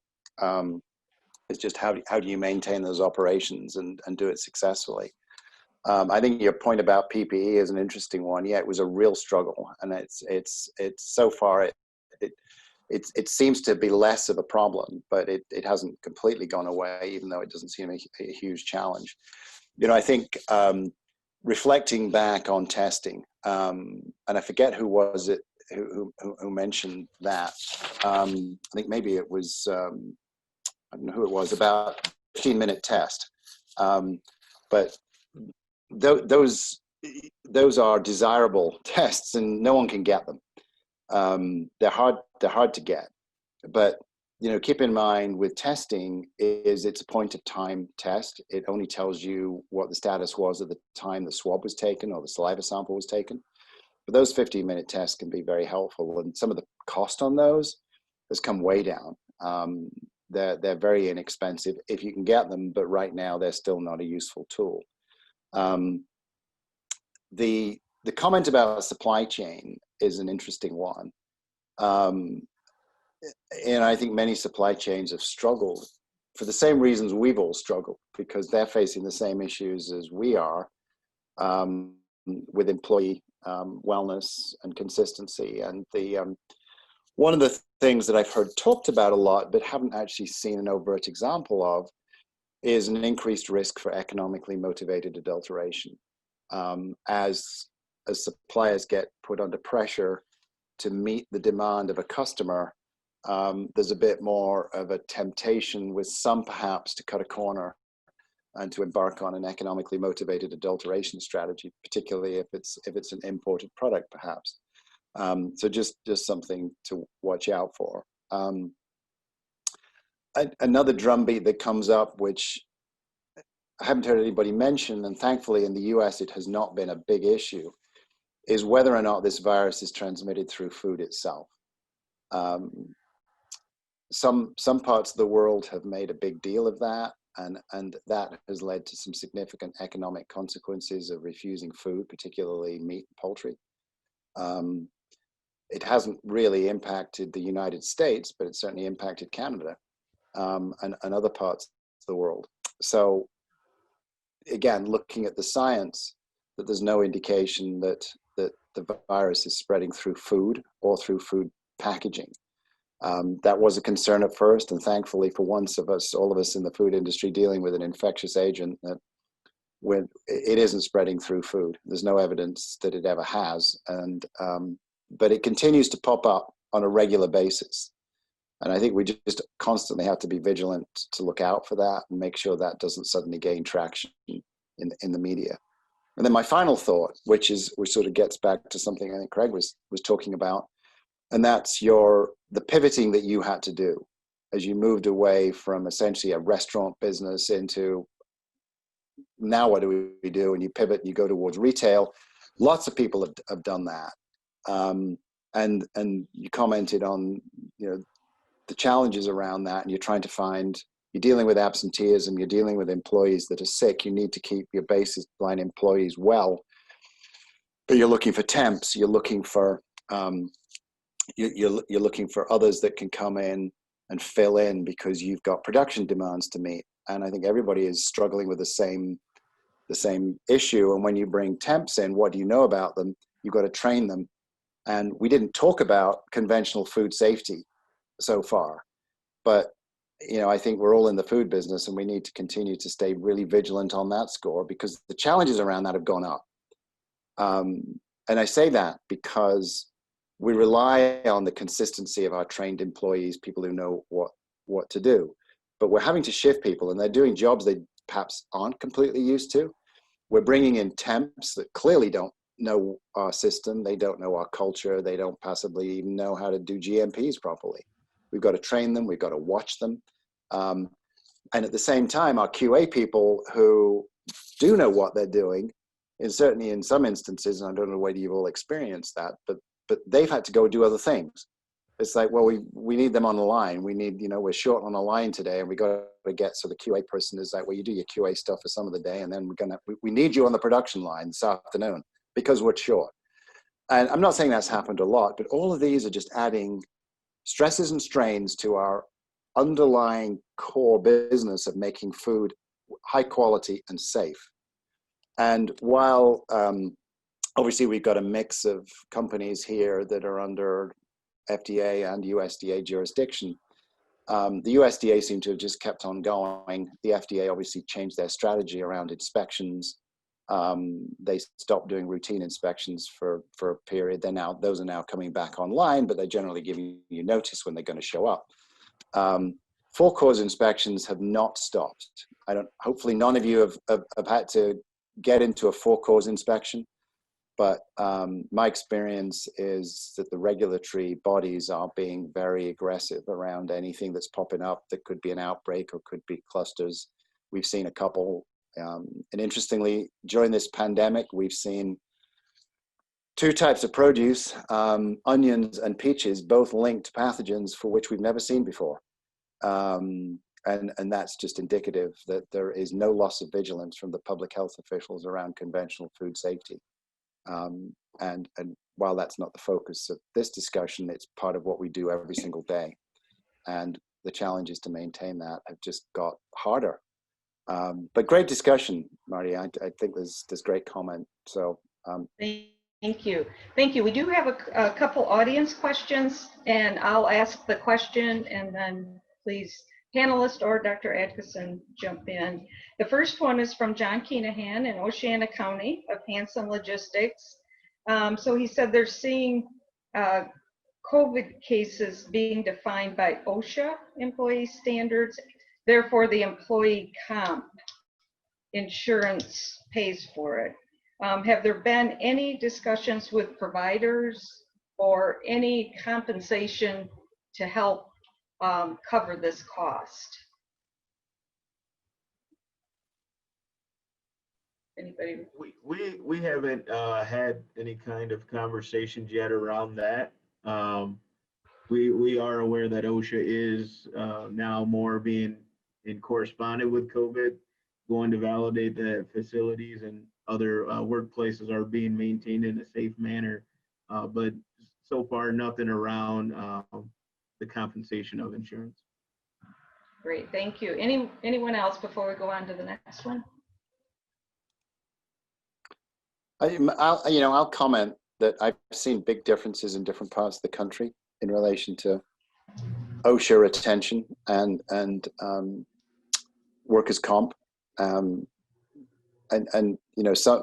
some areas have got really quite focused on that. And this whole question, and I'm certainly not an OSHA expert, but this notion of an OSHA reportable situation, that's evolved, it's changed, and OSHA has definitely got itself involved in this. So yeah. It's something that we need to be watching very carefully. And I think that again speaks to the vigilance and maintaining that vigilance, because people have got sick and people have died. Hopefully no one on this call has had that situation where they've lost a plant worker. But let's not forget there's litigation floating out there too. And constantly maintaining vigilance and staying in front of that curve to be able to demonstrate appropriate due diligence is going to be important in the grand scheme of things, as OSHA and attorneys and others continue to play this out. Thank you. We'll go on to the next one, and this is from Joan Kimball Morgan from the Upper Peninsula. Welcome, Joan. What have been your largest challenges specifically related to supply chain? I think a couple of you touched on that. Yeah, from our perspective, we bring in raw meat, or what we call trim, that comes from the slaughter facilities. And as everybody saw that was broadcast in the news, there was severe outbreaks at these processing plants. So at that point in time, it was the availability to be able to get the raw material. That's been addressed with changes that have been made. And now the issue, at least that we're seeing in our business, is the quality of the product that's coming in has kind of taken a step back, as well as the amount of what we call foreign material that we're finding or seeing within the trim itself, which has caused us to really have to scrutinize raw material as it comes through our facility to ensure that we don't have any food safety or contamination issues get into our processes. Thank you. And we'll finish up with this final question from Michigan State University Product Center. Our good friend and colleague, Kendra Wills, mentioned that MSU just made the decision that the students will not be going on spring break to mitigate the spread of COVID. Have any of the employers thought about anything related to spring break, vacations with your employees? One thing that we've done, we've asked our employees if they're traveling outside of the state to let us know. Obviously, we don't want to handcuff anyone from living their lives outside of work, but we did ask if they did travel to a red state before they return to work, a negative COVID test is required. Thank you. Would anyone else like to comment on that? I will comment, to Bon's point. I think as we get into holiday season, it's going to be important to establish a policy in your company as to what to do about this, and not to be scrambling at the last minute. I mean, there's the policies around business travel, which I regard as a separate channel, but important nevertheless. But then there's the policies around people who've gone to family or traveled to vacation, just for personal reasons. And as you say, Bon, you don't want to lock people out of leading their lives, because you've got to maintain their goodwill, you've got to maintain their willingness to be team players, and part of that is taking time off when you need it. But at the same time, recognizing that, if somebody has traveled with their family to another family member for a long weekend, and everybody's completely, safe, and they're being very focused on doing the right things, the risk there is really low, versus somebody who's hopped on a plane and flown to a big resort or been to a wedding or some other gathering of 200 people, where the risk is very different. So part of it is to try to establish a policy that is trying to differentiate the risk, and sort of simple way is to look at travel. Is it high risk? Is it low risk? And if it's low risk, you might want to, wait 7 days and then let them back. If it's high risk, then obviously, to your point, Bon, testing, keeping them out 14 days until you're absolutely sure. And I would just comment on testing is that, we know this virus is, when you get it, the average incubation period is about 5 days. So when you get exposed, the point at which you get symptoms, average is 5, but it can be as long as 14. So it's like, the question is, when should I do a test? And if you've been exposed on Monday and you do the test on Tuesday and say, oh, I'm negative, I'm fine, that's not true. You're not necessarily fine, because there hasn't been enough time. So given the challenges of getting tests, the optimal time to do a test is on day 7. And that's because by then you're likely to have got symptoms. If you haven't got symptoms, you're about to get them, more likely than not. So you're likely to kick up a positive on day 7. And that's really in the context, if you could do one test, which is still a challenge, getting more than one test is hard. But if you're going to do one test, then that's the day I would pick to do it, following an exposure. And if that's negative, and usually take a couple of days to get the result back, so that's up to day 10. If they still got no symptoms and that test is negative, you've got a pretty high confidence that they're going to be okay. But to your point, Bon, having a policy is a good strategy. Yeah. We actually went to a serology testing as well. It does take a little bit longer, but just to make sure that they build up an immunity to that, that's been beneficial, because we've had several people go out positive multiple times. So before we continue to bring them back and expose anyone, we want to make sure they have enough immunity built up. Yeah, no, and that raises another interesting point. If we've got another second, is that certainly shows that there's been an exposure and there's immunity. We don't yet know for sure whether that immunity is completely protective.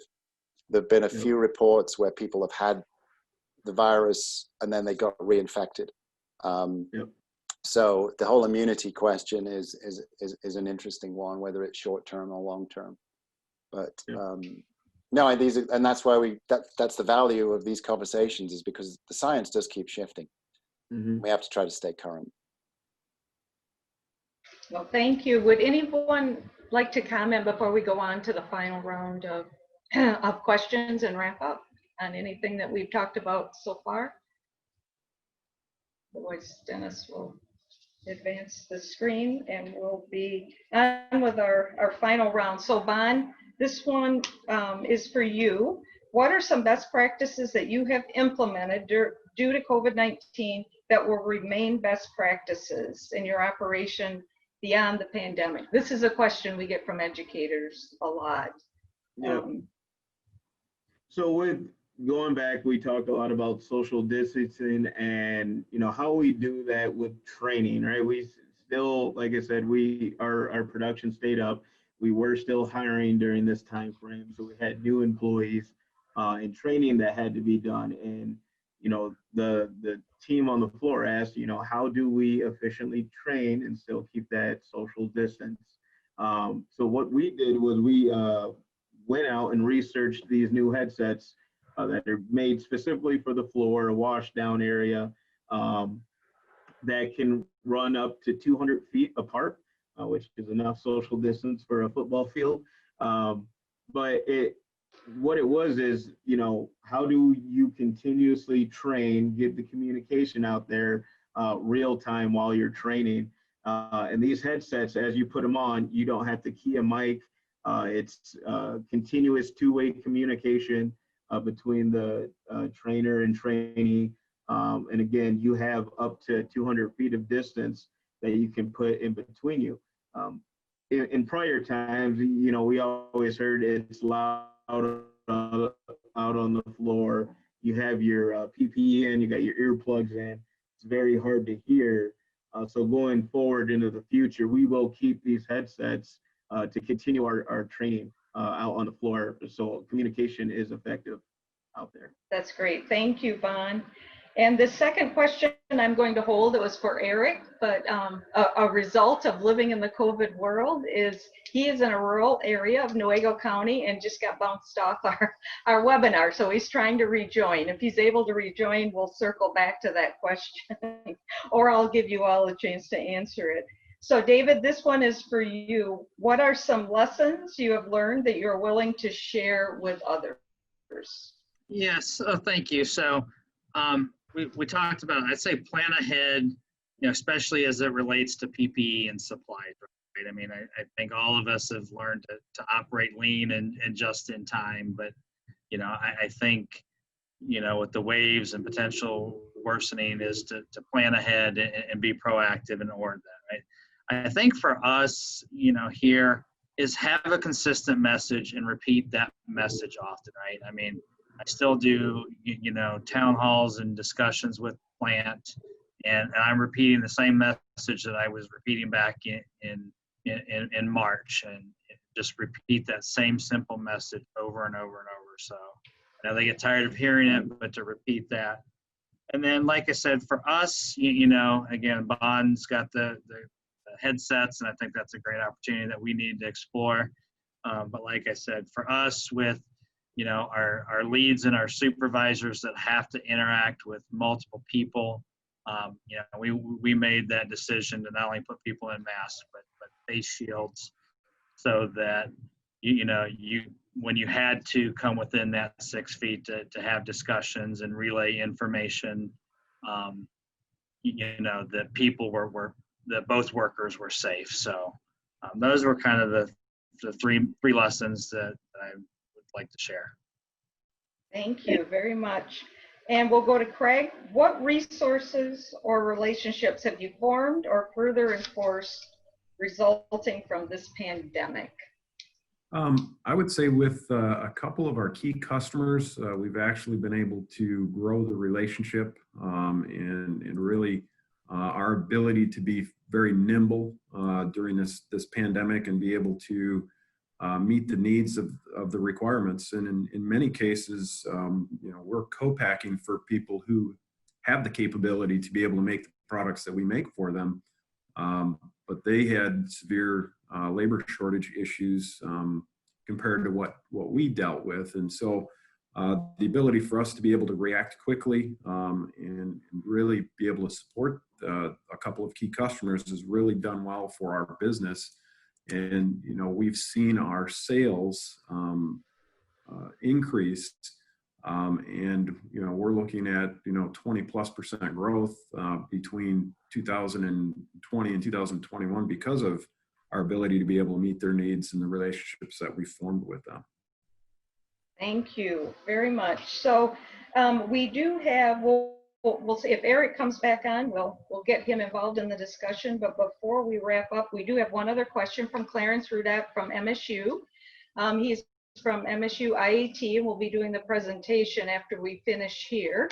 He's been a great supporter from the beginning for the association and for FARM and connecting the educational curriculum of MSU to our industry here in West Michigan and to the work we're doing through the association. So thank you, Clarence.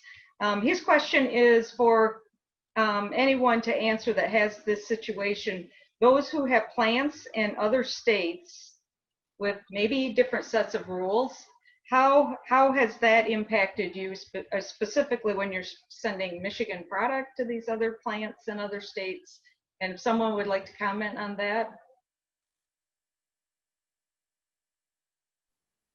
We have sister plants in 6 other states, and we also receive product from our Colorado plant, one of our Colorado plants.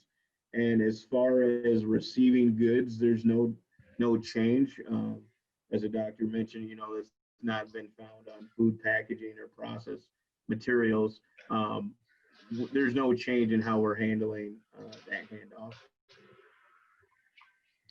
Thank you. Similarly for us, I mean, again, we do ship semi-finished goods to sister facilities. Again, no change for that. But I think for Kraft Heinz and having in multiple states, we taken what other states are requiring and tried to unanimously apply them to all. So if one state, so I think like Ohio was the first one to really recommend temperature screening, so we started working on implementing those changes and didn't wait for, Michigan to require that. So I think, for us as a corporation, they've looked across, and if it's been required in one state, they really worked to how do we implement it across all factories in all 50 states.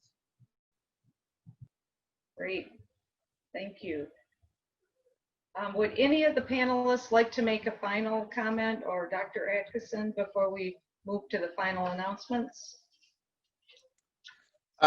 Yeah, my final comment is, it's great to hear the resilience that you've all had and the way you've pivoted and managed, and congrats to those who continue to grow and meet the demand. I think it's, I take my hat off to all of you because you're part of critical infrastructure. We've had to pivot, we've had to change, we've had to adjust. We continue to have to do that. And I think we all recognize the COVID weariness and just staying focused, because the next 3 or 4 months, it's going to get more difficult as it gets colder and the numbers change. And we have to continue to meet these challenges. So, appreciate being part of this. Thank you. Well, thank you very much. And thanks to all of our panelists. We're getting in plenty of quality, positive comments on what they heard. I certainly have learned, as much as I thought I was involved in this through the association hat, you learn every time you talk with someone. And we certainly want to continue through the association, through Muskegon Area First, and all of our partners to continue to support the food and ag industry beyond this pandemic. So just getting into our final announcements and wrap up before Dr. Showerman and Clarence Rudat from MSU take us through the virtual tour of the mobile processing unit. Again, we had hoped that would be an actual tour we could walk through in October in the blueberry fields with Becky and the Ottawa County team. But we are glad that he was able to join us with a virtual tour and a PowerPoint presentation. So stay on, after these announcements, he'll be on right after that. We also wanted to announce the fall conference, the fall association, West Michigan Food Processing Association, and Farm Conference will be September 24th. That's a Friday at Muskegon Community College. If you're on our stakeholder list or follow our Facebook page, you'll be hearing much more about that, but we have set the date. We had hoped to have our first annual Future Food, Healthy Foods and Sustainability Conference in this past September. And this is our, they say you do what you can do. They say that in light of COVID, you can't do what you planned, you do the best you can do. And so thank you all for agreeing to attend the meeting today and working with us through, we're working through some timing and getting our presenters on in light of all of their busy schedules. We really appreciate the opportunity to share with you all of the work that's happened with the association this year. And we also have, please watch our website, watch our Facebook page. We update both of them frequently. Contact me as you do with any questions, anything we can do to help you. We will be doing another virtual briefing. We anticipate we'll do a virtual tour of the farm. It'll be just too soon in January, February to do an online or do it in person. So it'll be online, but look for that, more to come soon. And again, please follow our Facebook page. We have frequent updates, not just about what the work is of the association, but what our industry partners are doing and what the trends are, not just around COVID, but around healthier food and a lot of future food issues. So with that, thank you again all for being with us, and stay tuned. Dr. Showerman will take us through the mobile processing unit video and some updates from Institute of Ag and Technology. Okay. Thank you very much, Marty. Really appreciate the opportunity to spend a few moments with this group. What we'd like to do is share with you a beautiful tool that we have to help train individuals within the food processing industry itself. My background, you can see the trailer setting there. That's a trailer that we took delivery of in July.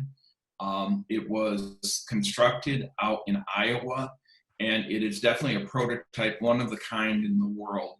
What I'd like to do is show you a video, and then I have a small slide deck that we'll go through with some additional pictures. So Marty, if we could go ahead and show that video.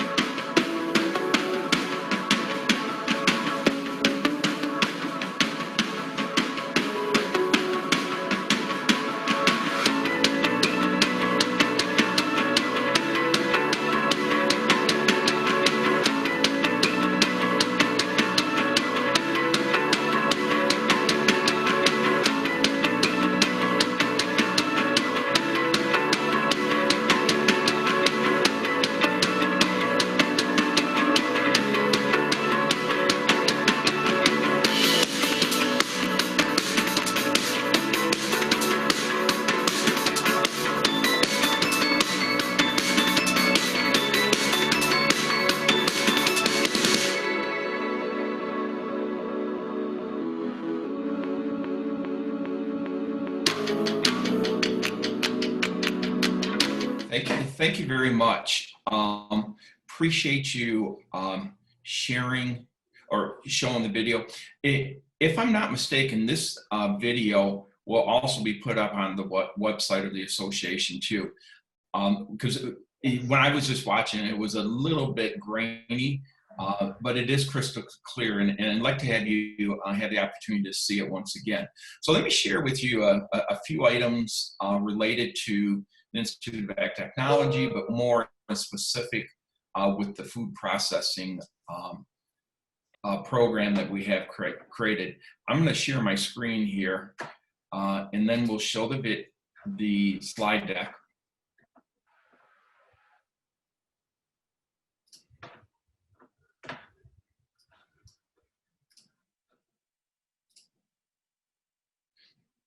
All right, so I believe everyone can see this okay now. The Institute of Agriculture Technology, our major primary purpose is to develop programs for the dynamic careers that we have within the agricultural and food systems within our changing world. The major mission that we have is that we want to be able to have innovative program. The critical component is practical learning within our programs.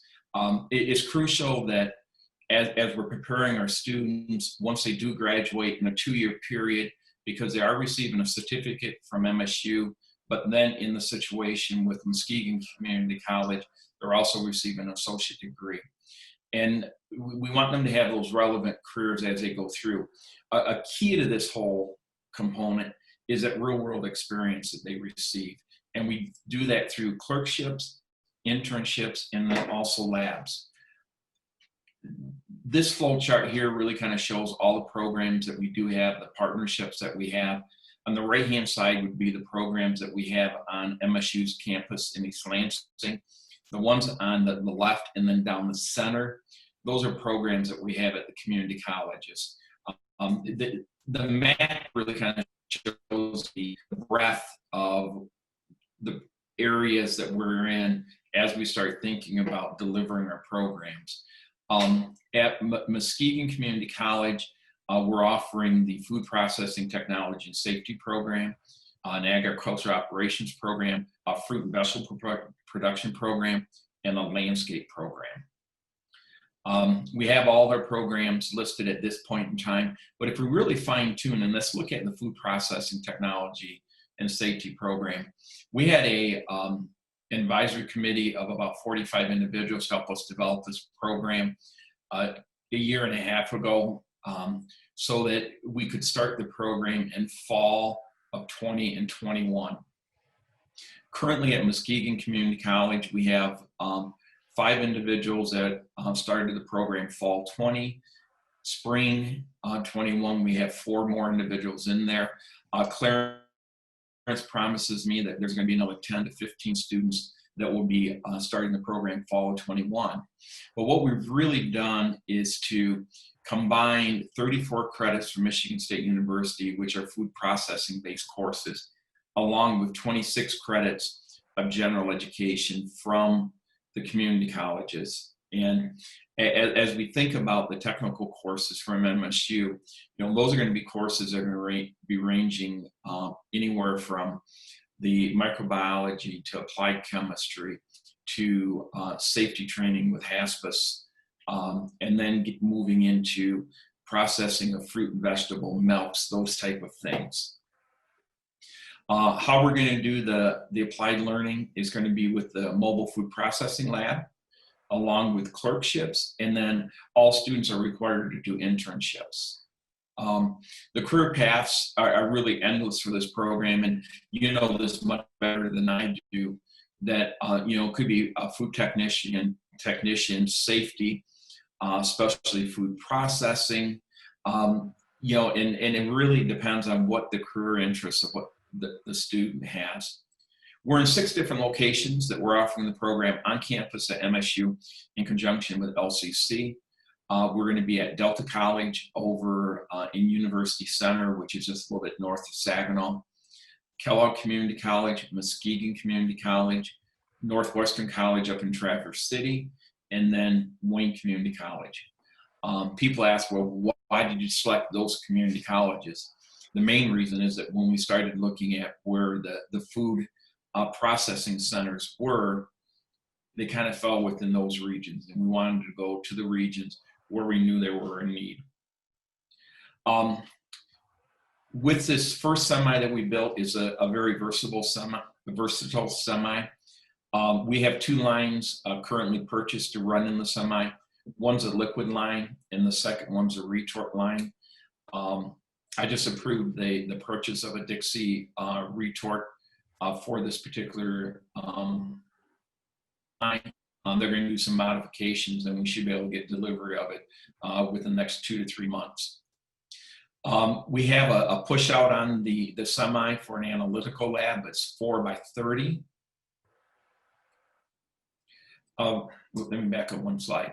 On this particular side view, which is going to be the passenger side where the Spartan head is, that's a door that will go into the mechanical room, which is about an 8 by 8 mechanical room.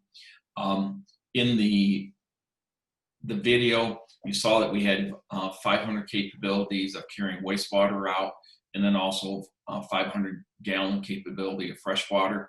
One of the keys behind this too is that we're going to have docking stations at every one of the locations for electrical, fresh water, but then also wastewater, so that when we're training students or we're running workshops for industry, we can be hooked in the docking station so that we don't have to carry the wastewater out with us or run the generator during that time frame.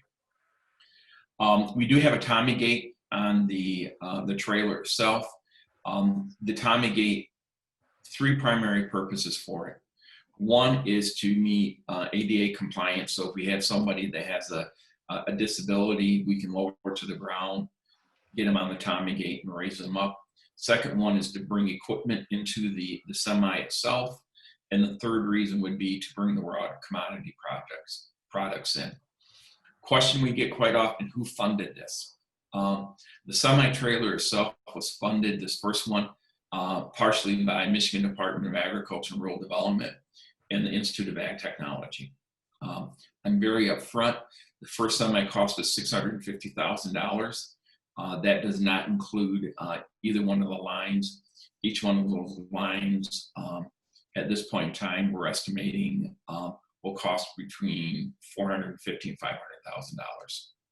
$500,000. So we're looking for additional sponsors if anyone's interested. I would love to be able to have a trailer that was dedicated to dairy, cheeses, milks, bottling milk, butters, ice creams. I would also be very interested in having one that would be more of a milling type trailer. Some folks have suggested some other ideas. We're very open to look into what is needed based upon industry's needs. This picture here really shows well the diesel generator. We have 240 volt going into a 200 amp panel, and then we 100 gallons of diesel fuel for it. The right hand picture is the docking station we have for the electricity. This is at the Trout building on campus. We're putting a second docking station in at FPIC, which is just off from campus a couple miles. So we're going to have a couple locations where we can dock the trailers. Just a quick picture of the panels and the switch to switch it from dock to the generator. This particular view is from the back side. You can see that we have the analytical lab pushed out. We have 4 drains down the center. We have fresh water up high. The airline tracks we use to strap the equipment down so it's not going to roll while we're moving it. And then up above is where we're going to have all the airlines as well as the electrical coming through to it. And then on the bottom, if you look back towards the end of the trailer, you can see that there are some stainless steel caps coming up. That is where we look into for the steam to run the equipment. And we have 3 different locations where we can hook in for steam on this particular trailer itself. There's also a hoist. You can just barely see it to the back. You see the chain dropping down and on the floor.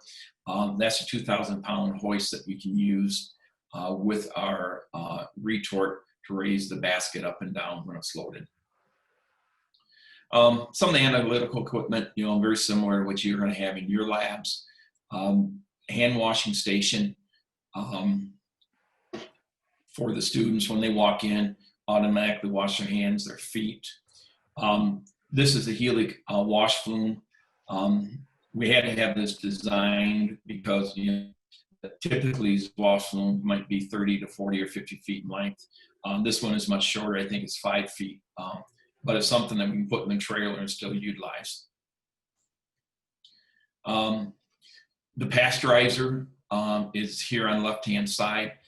We have that in-house. The major difference between this one and the one that we have is that we had ours installed with glass lines so that the students can see the fluid moving through. Pulper finisher, hydraulic press, grape destemmer, other pieces of equipment that we have, the shredder, vibrator, right straight down the line. And this is just a partial list at this point in time. And Clarence, I think you're on with us.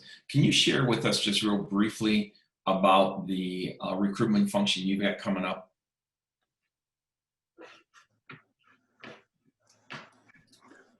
Yeah, so we are doing a recruitment presentation with Muskegon Community College virtually, and we're going to do a little demonstration with them on food processing in the lab. It's about 20 minutes as a recruitment presentation for students that are interested and have signed up. We sent out a little packet for them to begin with as a teaser last week. And then next week, we're going gonna do a couple of things around the Halloween theme, which is and then provide them with a follow-up packet that includes the recipe that we're doing. We're gonna make some caramel apple type activities in the lab, and then show them what the lab students are actually doing, food science lab at MCC. Okay, thank you very much, Clarence. You know, one of the questions that I do get quite often is, you know, in the COVID environment, how we're using the trailer. Honestly, we're not taking it out at this point in time. We're hoping that we're going to have cohorts of 10 to 15 students at each one of our locations. Right now, with the semi itself, underneath the COVID restrictions, we probably could put 3 to 4 students in there. And you know, once we're in that situation where we can take it to different locations, we'll definitely be doing it. This trailer here, the hookups for the trailer will be connected to the farm. And you know, when you drive past the farm building already, you can see this large pad. That's going to be where the semi sets. Once it's all pushed out and we have the steps on it, we need about 21 feet in order for the students, you know, to walk up to the steps and get in, and then be able to then run through the different labs. Ultimately, my vision is that we're working on getting this food grade at this point in time. I would like to be able to get to the point of working with the different industry and different companies around the state. So if they have some specialized training that they would like to do with their employees, that we would have a capability of helping them do that. Secondly, I do know that in many cases, especially this time of the year, we have a lot of farmers that might have vegetables, maybe fruit that's going to go to waste, and they don't have the time to go out and harvest it. But yet we've got the students that could come in and glean the fields, and then if we could run that food through a processor like what we have here, and then donate it to food banks, we would be very interested in doing that in the future itself too. So we have a number of opportunities to be thinking about as we utilize the trailer. Are there questions that you folks have? I think we will watch the Q&A. Audience, please send any questions while we have Dr. Schauerman on. If any questions come in after the webinar, Randy, we'll be sure to get them to you and connect you with them. But I think this wraps up our segment. Or anything else that you wanted to share today yet, Randy? Well, you know, I think one key is that we need your help. We need to help the employees to get the word out that we have a food processing technology and safety program at Muskegon Community College through Michigan State University. I think that's critical. It's something that's brand new. I don't want to be the best kept secret in the world. I want people to know what are the opportunities out there. If there's individuals that may be interested in sending employees through the program, please let me know, let Clarence know, we can have a discussion. The courses that we're going to be offering will be late afternoon and evening and on the weekends, because we do know that there's going to be non-traditional students interested in this program. Yeah, and the association will work with Dr. Schauerman and Clarence to do marketing and outreach and support overall, increasing attendance at this program. So look for more from us in our communications and our webinars. We'll continue to, as much time as they have to give us, we'll continue to ask them to be a feature of our webinars and provide updates. We'll have more to share at the next webinar as well around farm and how the two programs are working together. Yeah. There is a question in the question and answers. When do we expect to see the lab hit the road? You know, with Michigan State just making the decision that the vast majority of all the courses on campus are going to be virtual, but what we're doing at our partnership location is following the partnership guidance on how we're delivering our courses. I would hope that sometime in March or April that we could take this particular lab out to recruitment events. Because once people see it, once people have an understanding of the hands-on, it gives them a much better view of the capabilities and the opportunities, if you will, within the food processing industry. We're discovering that people have no clue about what food processing is. And that's one of our biggest opportunities right now, is education of the general public of what is food processing. And that's the reason for the association, to help build the awareness of and explain what food processing is, and the support to MSU that we can provide to get employees and students into the program. Anything else, Dr. Showerman, before we do our final wrap up? I don't have anything. Clarence, do you?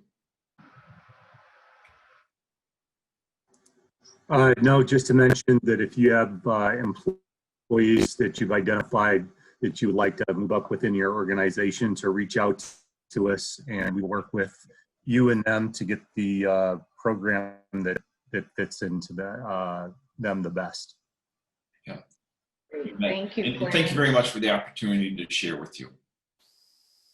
Oh yes, and we'll invite you back. Great. Thank you. Thank you for taking the time today. All right, so I think we're going to move on into our final wrap up and closing comments.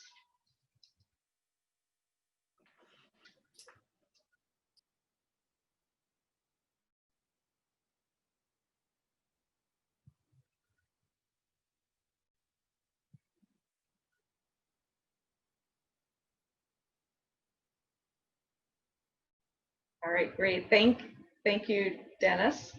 So please look at our website. We keep it updated 2 or 3 times a week. Please watch our Facebook page. Reach out to us where we can help. Well, again, we are continuing to support farm and our educational platforms in 21, and we'll be doing a lot more work related to the pandemic relief.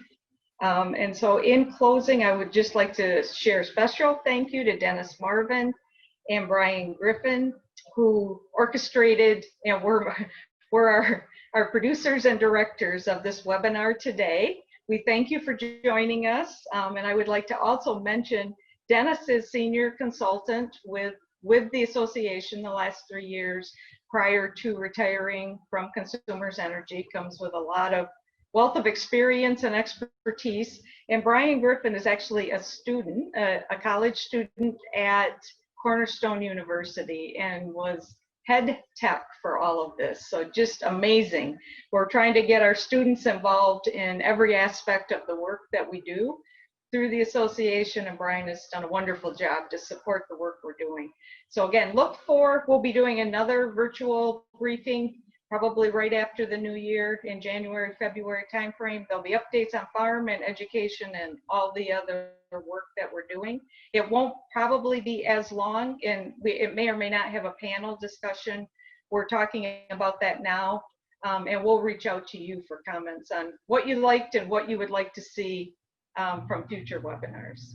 So thank you all.